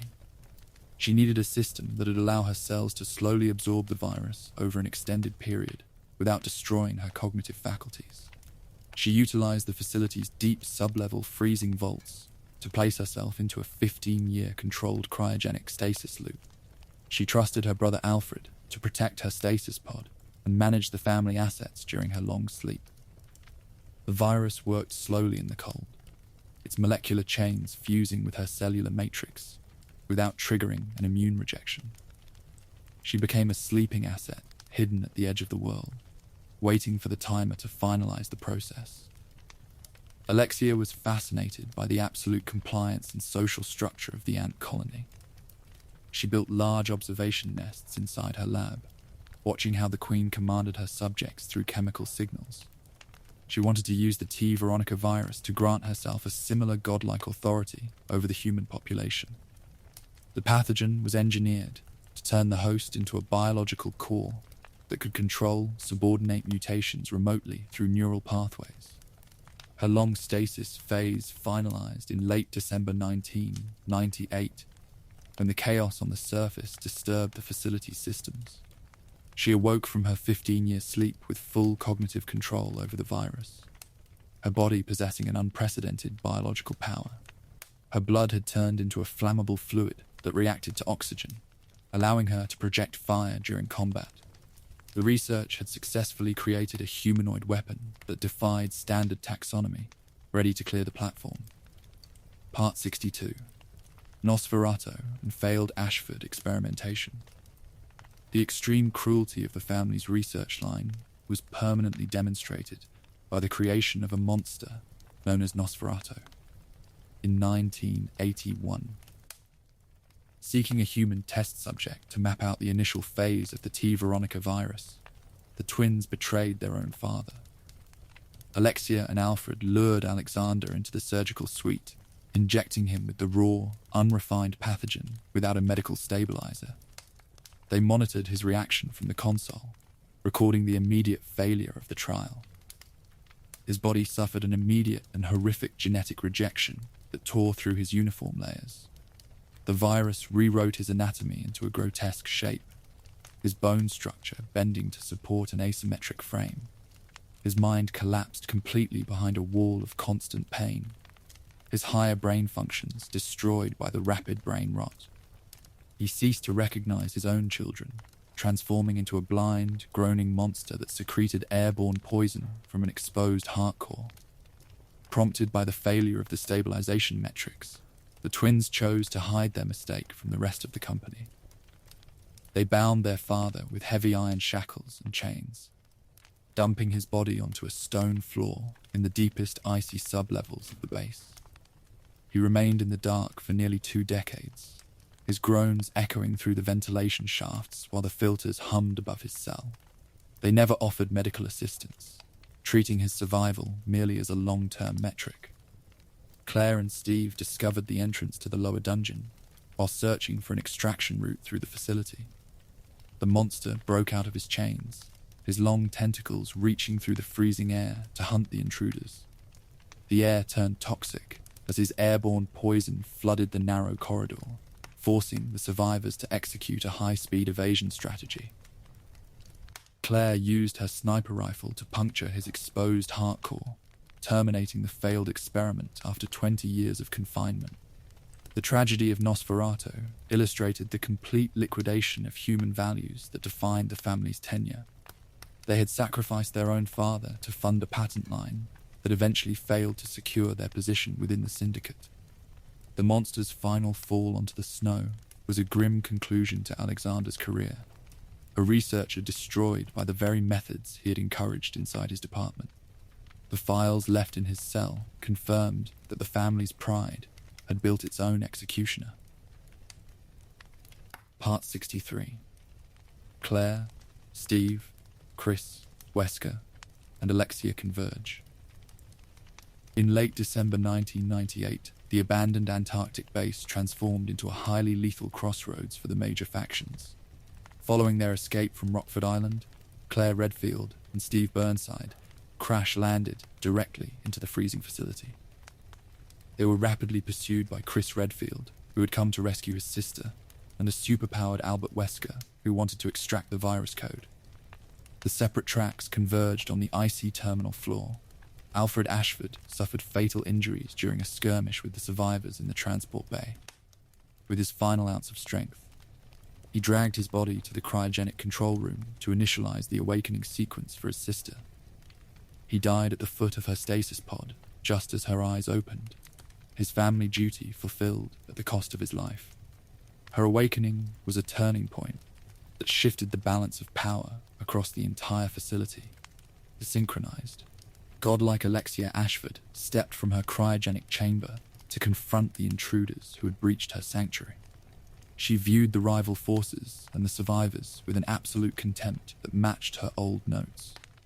She easily captured Steve Burnside, intending to use his young tissue for her next phase of live human trials. Her power was a physical barrier that blocked every exit track, her tentacles moving through the floors with an independent focus. Wesker tracked her genetic signature to the main laboratory hall, demanding a sample of the T. Veronica virus to secure his position. The meeting turned into a violent duel between two engineered prodigies. Alexia's flammable blood forcing the commander to utilize his maximum speed to evade the fire. He realized her mutation outpaced his current prototype enhancements, choosing to retreat through the smoke to let Chris handle the primary engagement. The scientific rivalry had turned into a literal war inside the clean block. Chris Redfield stepped into the center of the research bay, his weapon raised to defend his sister and halt the expansion of the pathogen. He was forced to navigate through an environment that was rapidly caving in from the biological combat and the freezing sub-zero exposure. He monitored the indicators on his console, searching for a weak point in her defensive carapace before the self-destruct sequence hit zero. The stage was set for a final clearance that had dissolved the family's legacy. Part 64. The destruction of the Antarctic base. The historical run of the Antarctic base ended in absolute structural ruin during the final hours of December. Alexia mutated through increasingly massive insectoid forms to fight off Chris's ballistic fire, her body transforming into a giant queen ant hybrid. Her tissue split open to reveal swarms of parasites that filled the laboratory chamber. her roar shattering the glass partitions of the synthesis bays. The structural integrity of the complex collapsed under the strain of the biological combat. Chris successfully activated the base's master emergency self-destruct system to clear the coordinates and neutralize the threat. A sequence of massive internal explosions tore through the lower research levels, the fire melting the ice sheets that supported the terminal floors. He used an experimental linear launcher to deliver a concentrated energy blast that vaporized Alexia's final form, ending the Ashford lineage permanently. The clean rooms went up in a single flash of heat. While the facility burned around the platform, Wesker managed to execute his backup extraction strategy. He located the corpse of Steve Burnside, who had died after a temporary T. Veronica mutation inside her holding cell. The commander secured the body to extract a live sample of the pathogen from the dead tissue, ensuring his mission achieved its primary goal, despite the destruction of the databanks. He escaped to his submarine before the main hangar collapsed. Chris and Claire scrambled through the caving maintenance shafts to reach their emergency transport plane before the fire reached the fuel lines. They boarded the aircraft as the runway buckled into the icy abyss, their fingers clearing the controls to initialize the takeoff sequence. They cleared the ridge just as a massive thermal blast leveled the entire transport terminal, reducing 30 years of independent research to radioactive ash. They had survived the edge of the world. The fall of the Antarctic base marked the end of a major branch of the company's founder-era research. The files, the clones, and the state-of-the-art molecular arrays were completely liquidated, leaving no physical evidence for the international courts to trace. The T. Veronica project had failed to secure the family's monopoly, transforming instead into a new biological asset that Wesker would exploit to fund his future global program. The ice closed over the ruins, a silent grave for a dangerous science. Section 9. Paris, Europe, and International Umbrella. Part 65. The Paris Laboratory. The company's international operations maintained a massive presence in France, anchored by the high-security Paris Laboratory. This urban research complex operated right under the nose of European regulators, masked behind a pristine skyscraper facade in the center of the commercial district. Outfitted with elite private security details, biometric laser defense grids, and highly classified databanks, the facility proved the depth of the company's European infrastructure. The facility served as a central node for coordinating the logistics and data streams between the regional black sites. The scientists inside the clean blocks managed the distribution of viral samples and parasite cultures across international borders. They used advanced encryption blocks to protect their terminals from federal regulatory oversight, ensuring the business maintained total operational freedom. The skyscraper was a palace of commerce that hid an active engine of biological warfare. Claire Redfield executed a solo tactical infiltration of the Paris complex to locate information regarding her missing brother. She bypassed the surface checkpoints, her camera recording the evidence of illegal research files stored in the administrative vaults. Her presence triggered an automated alarm when she breached a restricted clean zone, forcing her into a high-speed chase through the office suites against the armed security squads. Her capture here led directly to her routing to Rockfort Island. The complex featured state-of-the-art defensive measures designed to protect the brand's intellectual property from industrial espionage. The corridors were lined with automated turrets and motion sensors that tracked every movement profile within the building. The managers enforced a strict segregation of security clearances to ensure that no surface worker ever learned about the illegal weaponization tracks happening behind the glass panels. The infrastructure was a functional fortress that shielded the syndicate's assets. The Paris lab illustrated how cleanly the firm could integrate its black budget operations into a major Western municipality. The public face of the company remained active in Europe, long after the Raccoon City disaster forced a quarantine perimeter in the United States. The lawyers continued to publish glowing financial summaries, while the technicians refined the next generation of biological weapons inside the basements. The skyscraper stood as a monument to institutional arrogance that defied civil legislation. Part 66. Umbrella Europe's bioweapon development. While the American branch under William Birkin prioritized raw genetic mass and spontaneous mutation via the G virus, Umbrella Europe focused on neural optimization. Operating across specialized facilities in France and Germany, the European division specialized in engineering organic control mechanisms. They wanted to build a product that could manipulate a host's brain without destroying its higher cognitive faculties or tactical intelligence. The European researchers spent their resources on cross-species gene splicing and cybernetic integration inside the clean rooms. They viewed the standard zombie models as crude tools that lacked commercial elegance, searching instead for a smarter hunter that could follow complex military commands. They utilized advanced molecular arrays to track how specialized parasites interacted with the host's central nervous system over extended periods. This focus made their projects highly structured and marketable to international buyers. The division centralized its findings to develop a unique biological control mechanism known as the Nemesis parasite. This organism was engineered to take absolute control of a humanoid host's brainstem, functioning as a secondary nervous system that preserved the target's cognitive capacity. The breakthrough shifted the European branch's mandate from theoretical genetics to practical weaponization, proving their designs superior to the American Tyrant models. The European facilities operated with an intense jealousy, routinely keeping their research data files encrypted from the American departments. They competed aggressively for corporate funding and Lord Spencer's personal favor, creating a volatile culture where industrial sabotage was common practice. The scientists spent their shifts behind reinforced blast doors, their terminals logging the daily metrics of the parasite validation trials away from internal spies. The methods perfected inside the European clean blocks outlasted the legal lifespan of the parent firm. Their focus on cognitive control and neural manipulation established the foundation for the global bioterror era that followed the company's collapse. The blueprints they drafted were smuggled across borders by rogue executives, transforming corporate assets into valuable black market commodities. The European branch had successfully built a smarter monster that would soon haunt the international community. Part 67. The Nemesis Project.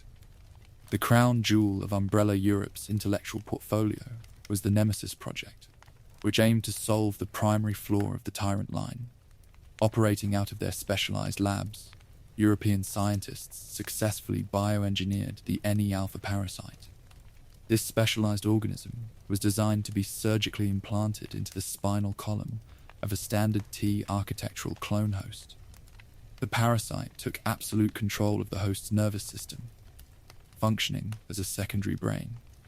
This neural optimization granted the bioweapon the intelligence to utilize heavy firearms, execute targeted hit lists, and maintain absolute tactical focus during a field deployment. The creature didn't wander aimlessly, driven entirely by its hard-coded contract to eliminate specific targets like the surviving members of the local police squad. The parasite could repair the host's tissue in real time, its regeneration traits preventing systemic failure during an engagement. The European branch deployed the Nemesis pursuit weapon into the dying municipality as a real-time combat testing ground to prove their design to the board. The creature stalked Jill Valentine through the burning streets, its tracking loop ignoring any physical barriers or civilian interference. Every encounter she managed to survive with ballistic force simply pushed the parasite to release more fluid, forcing spontaneous mutations that made the weapon larger and faster. When the host's physical frame suffered extreme trauma, the parasite began to consume the surrounding biomass to alter its shape. The protective coat that limited its growth was shredded, allowing the organism to develop long tentacles and an asymmetric layout designed for pure destruction. The creature transitioned from a humanoid assassin into an amorphous behemoth that caved in the city buildings. The European project had delivered an engine of relentless pursuit. The Nemesis stood as the definitive proof that the company could build an intelligent biological weapon capable of operational autonomy on a modern battlefield. The data gathered by the remote sensors during the Raccoon City incident validated the European design parameters over the American models. Though the weapon was finally terminated by a railgun blast inside the dead factory, its blueprints survived the fire to shape the future of global bioterrorism. Part 68. International rivalry inside Umbrella. The internal dynamic within the company's global network was defined by a highly toxic, competitive Cold War between separate departments. The American and European branches operated with intense jealousy, routinely keeping their research data files encrypted from one another. This division of labor was encouraged by Lord Spencer, who used internal rivalries to maintain absolute control over his chief researchers and prevent a unified internal rebellion against his monopoly. Researchers actively competed for corporate funding, executive recognition, and the founder's personal favor, creating an unstable environment inside the labs. William Birkin refused to share his G-virus logs with the European teams, while the No. 6 laboratory in France hid their parasite breakthroughs from the Arklay staff. This lack of coordination meant that different facilities often worked on parallel tracks without sharing baseline safety parameters, accelerating the risk of a major containment breach. The syndicate's offices became a battleground for internal espionage, where scientists hired private details to steal data sheets from rival departments. They monitored each other's terminal communications, searching for a weak point to compromise a colleague's status before the executive board. This atmosphere of mutual suspicion hollowed out the professional discipline of the company, turning the research network into a collection of isolated fiefdoms that answered only to their private milestones. The lack of centralized coordination proved catastrophic when the Raccoon City outbreak destroyed the primary American nodes in September 1998. The European branch utilized the disaster to showcase their Nemesis project, attempting to claim the dominant position within the hierarchy while the city burned. They didn't offer logistical support to contain the leak, focused entirely on recording combat metrics that could validate their budgets to the surviving directors.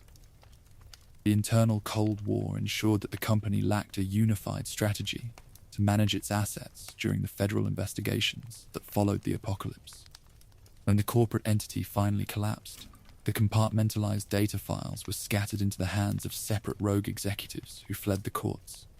The rivalry had prevented a coordinated defense, ensuring that the company's secrets were liquidated and distributed to the global black market as independent commodities. Part 69. Shipping, samples, and black market interest. Following the radioactive destruction of Raccoon City in October 1998, the International Laboratory Network transitioned into a desperate logistics operation. Recognizing that the company was facing inevitable federal collapse and asset liquidation, rogue executives began smuggling vital viral strains across global borders. They realized that the company's secrets were now highly valuable commodities sought by rival syndicates and private military groups. Live samples of the T-virus, G-virus, and specialized parasite cultures were packed into secure transit containers and shipped through unmonitored maritime channels.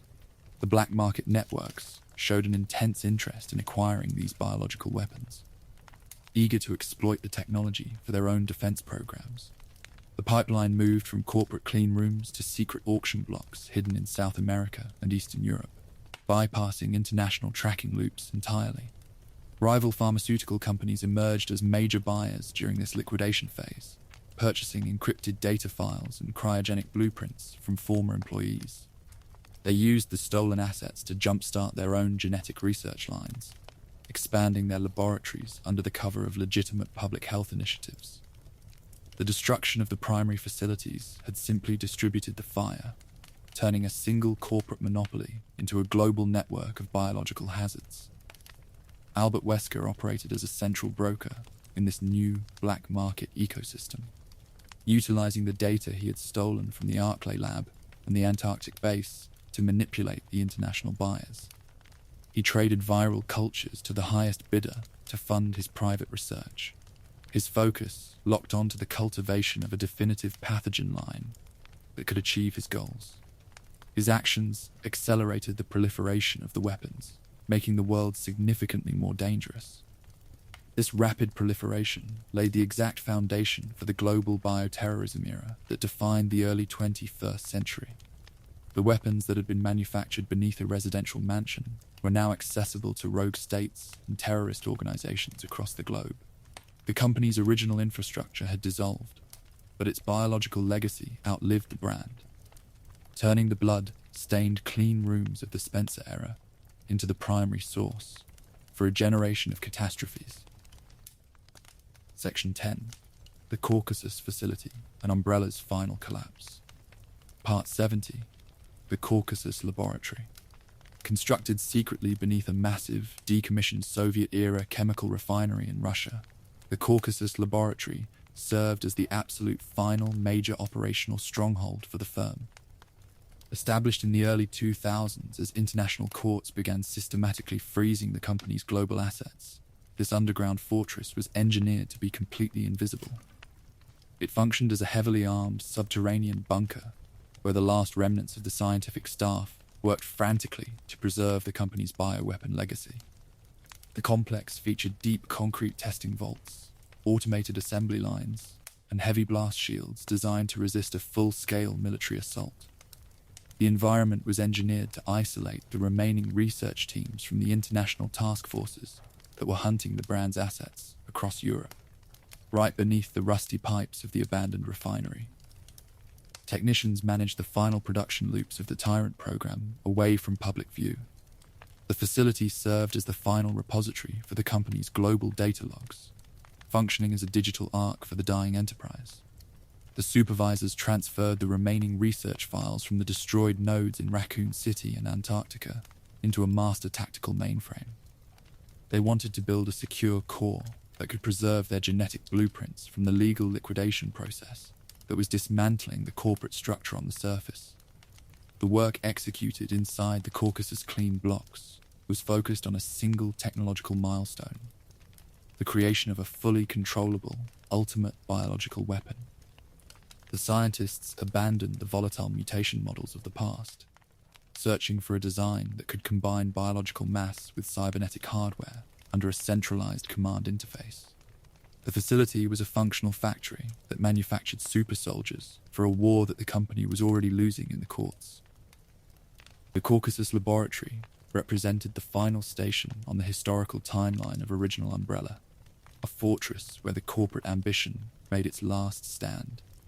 The white hallways were silent, patrolled by trained mercenaries and mass-deployed tyrants that guarded the perimeter walls against the incoming task forces. The infrastructure was a masterpiece of military engineering, but it couldn't halt the political collapse that was closing around the brand's global network. Part 71. Sergei Vladimir and Umbrella's remaining power. The Caucasus facility operated under the absolute military command of Sergei Vladimir, a fiercely loyal former Soviet general who served as Lord Spencer's personal enforcer. Sergei utilized his private military connections to outfit the Russian base with an elite army of mercenaries, advanced anti-aircraft defense grids, and heavy automated security walls. He viewed the preservation of the company's research as a sacred duty, ready to deploy his units to eliminate any threat to the founder's vision. He deployed the Red Queen, a master tactical artificial intelligence mainframe that consolidated all data logs from Umbrella's destroyed global facilities to preserve them from international task forces. This system monitored the security perimeters of the complex, managing the automated defense turrets and the stasis pods with an absolute efficiency. The AI functioned as a digital lock that kept the historical archives of every virus and parasite out of the hands of federal authorities. Sergei possessed a rare genetic profile that made his tissue the perfect match for the Tyrant program, allowing the company to use his clones as the primary templates for mass-produced super soldiers. He supplied the facility with dozens of identical clone bodies, which were kept in stasis loops until they were injected with the T-virus strain. This direct contribution made him an irreplaceable asset for the remaining research teams, his face replicated across the entire defensive line of the base. His relationship with Lord Spencer was built on an infrastructure of absolute compliance that survived the corporate collapse in the West. He refused to surrender his clearance keys to the international courts, choosing to operate as a rogue general who managed a private empire in the dark. He spent his hours pacing the command core, his eyes watching the surveillance monitors for any sign of internal treason from old colleagues like Wesker. He was the sword of a dying kingdom. Under his command, the remaining power of the pharmaceutical giant was concentrated into a single kinetic shield designed to protect their intellectual property. He didn't care about the financial losses of the consumer products division, focused entirely on the completion of the ultimate weapon line inside the subterranean vaults. His army was ready to fight the world to preserve the brand's secrets, turning the Caucasus base into a fortress that rejected external authority until the final breach initialized. Part 72, T-ALOS and the final superweapon. The final, ultimate technological milestone achieved inside the Caucasus Lab was T-ALOS, which stood for Tyrant Armored Lethal Organic System. Bypassing the uncontrollable flaws of past projects, T-ALOS represented the ultimate fusion of biology and military hardware. A specialized Tyrant host was retrofitted with heavy, blast-resistant alloy armor platings, a high-caliber rocket launcher system, and a direct cybernetic neural link. The neural link was hooked directly to the facility's Red Queen AI mainframe, creating a fully controllable, remote-switched super soldier that could execute complex tactical maneuvers without manual guidance. The computer system functioned as a secondary brain that managed the creature's motor responses, eliminating the cognitive decay and erratic behavior that had compromised the previous models inside Raccoon City. The weapon was a machine built for total field dominance. The armor platings shielded the exposed heart core from high-velocity ballistic impacts, allowing the Titan to advance through heavy artillery fire without losing structural integrity. The weapon system could monitor multiple targets simultaneously, utilizing its rocket launcher to clear a perimeter within a few seconds of an engagement. The creation was a masterpiece of military engineering that fulfilled the company's dream of a predictable biological soldier. Sergei activated the activation sequence for T-ALOS when the International Task Force breached the outer walls of the refinery in February 2003. The creature rose from its central incubation vat, its neural links synchronized with the Red Queen's defensive algorithms to protect the command core. The battle inside the low-testing chamber turned into a violent validation trial, where the weapon's efficiency was measured in real time by the mainframe. Despite its advanced armor and cybernetic optimization, the super soldier was finally terminated during a brutal engagement with elite operatives, Chris Redfield and Jill Valentine. They used concentrated heavy firepower to fracture the alloy plates, puncturing the underlying biological core before the AI could recalibrate the defense grids. The fall of T-ALOS marked the absolute failure of the company's final technical milestone, proving that no machine could save the Empire from collapse. Part 73, Chris, Jill, and the End of Old Umbrella. In February 2003, the historical timeline of original Umbrella officially hit its final station. Operating as elite operatives for a private anti-bioterrorism regional unit, Chris Redfield and Jill Valentine led a massive tactical assault against the Caucasus facility.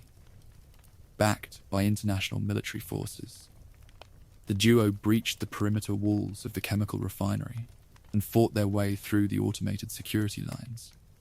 The operators moved through the concrete corridors, their weapons clearing legions of mutated zombies and mass deployed tyrants that Sergei had unleashed to defend the complex. They used their tactical coordination to bypass the automated turrets, their fingers steady on the triggers as they descended into the laboratory core. They were determined to liquidate the final physical stronghold of the Enterprise that had haunted their lives since the Mansion incident. For Chris and Jill, the Russian operation was the culmination of a 5-year campaign to secure accountability for the destruction of Raccoon City. They had watched their colleagues die, and their reports get buried by lawyers. And now they were holding the tools to erase the company from the map. They didn't allow the scale of the defense grids to disrupt their focus. Their movements professional and absolute as they cleared the synthesis bays. The assault systematically dismantled the company's final physical line of defense, the mercenary units overwhelmed by the international force. The clean rooms were filled with the smoke of burning equipment and spent shells as the operatives reached the lower command center. They broke the terminal controls of the facility, isolating the Red Queen AI from the global satellite network and halting the distribution of the remaining research files. The successful termination of the base marked the end of original Umbrella as a physical entity capable of manufacturing biological weapons. The structures they had built to hide the science were caving in under the impact of the explosions. The white hallways turned to rubble. Chris and Jill had successfully closed the opening chapter of the conspiracy, but they knew that the viruses they had fought were already moving into new hands across the globe. Part 74. Wesker's data theft and Umbrella's death. While Chris and Jill fought through the lower levels, a rogue Albert Wesker used the tactical chaos of the Russian raid to execute his final betrayal. He infiltrated the command core of the Caucasus facility, his supernatural speed allowing him to bypass the mercenary guards without triggering the primary alarms. His strategic goal required him to secure the complete historical archives of the company before the databanks were destroyed by the task force. He confronted Sergei Vladimir inside the central control room, where the general stood ready to defend the mainframe with his life.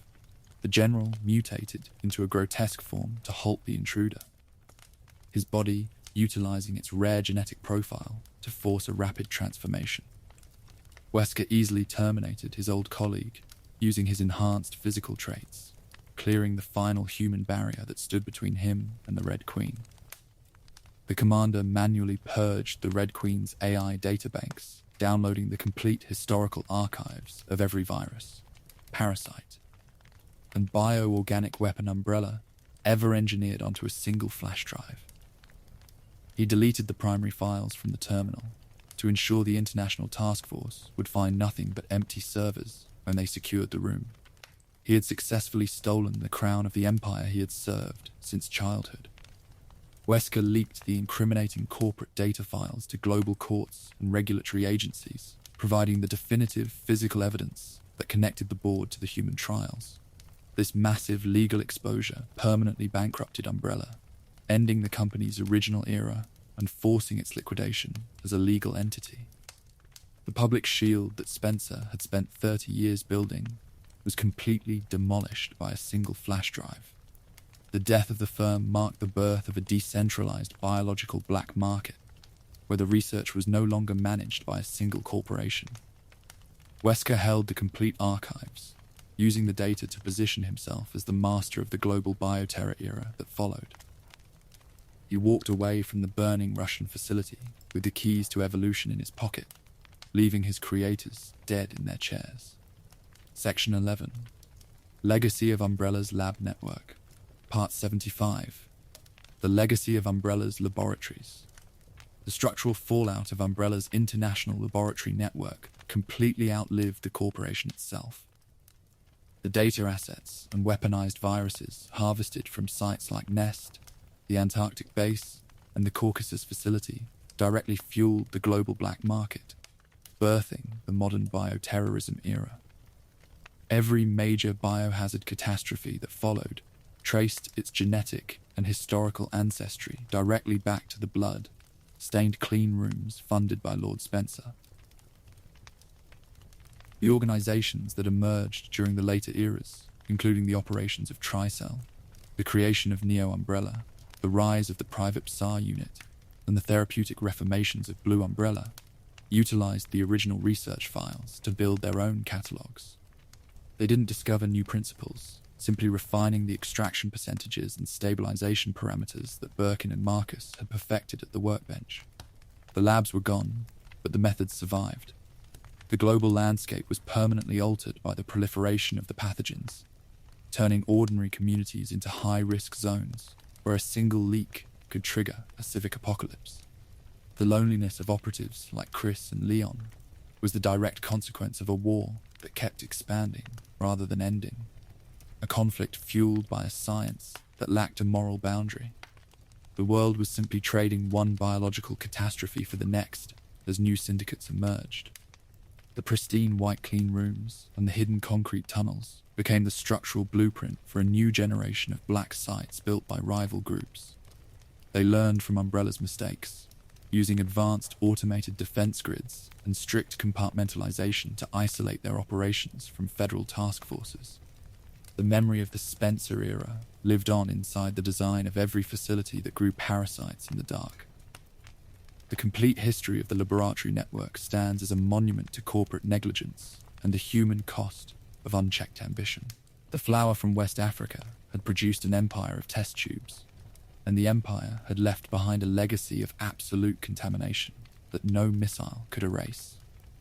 The clean blocks were silent, but the fluid fire was still moving through the veins of the survivors, a permanent reminder of a corporation that built monsters in the basement.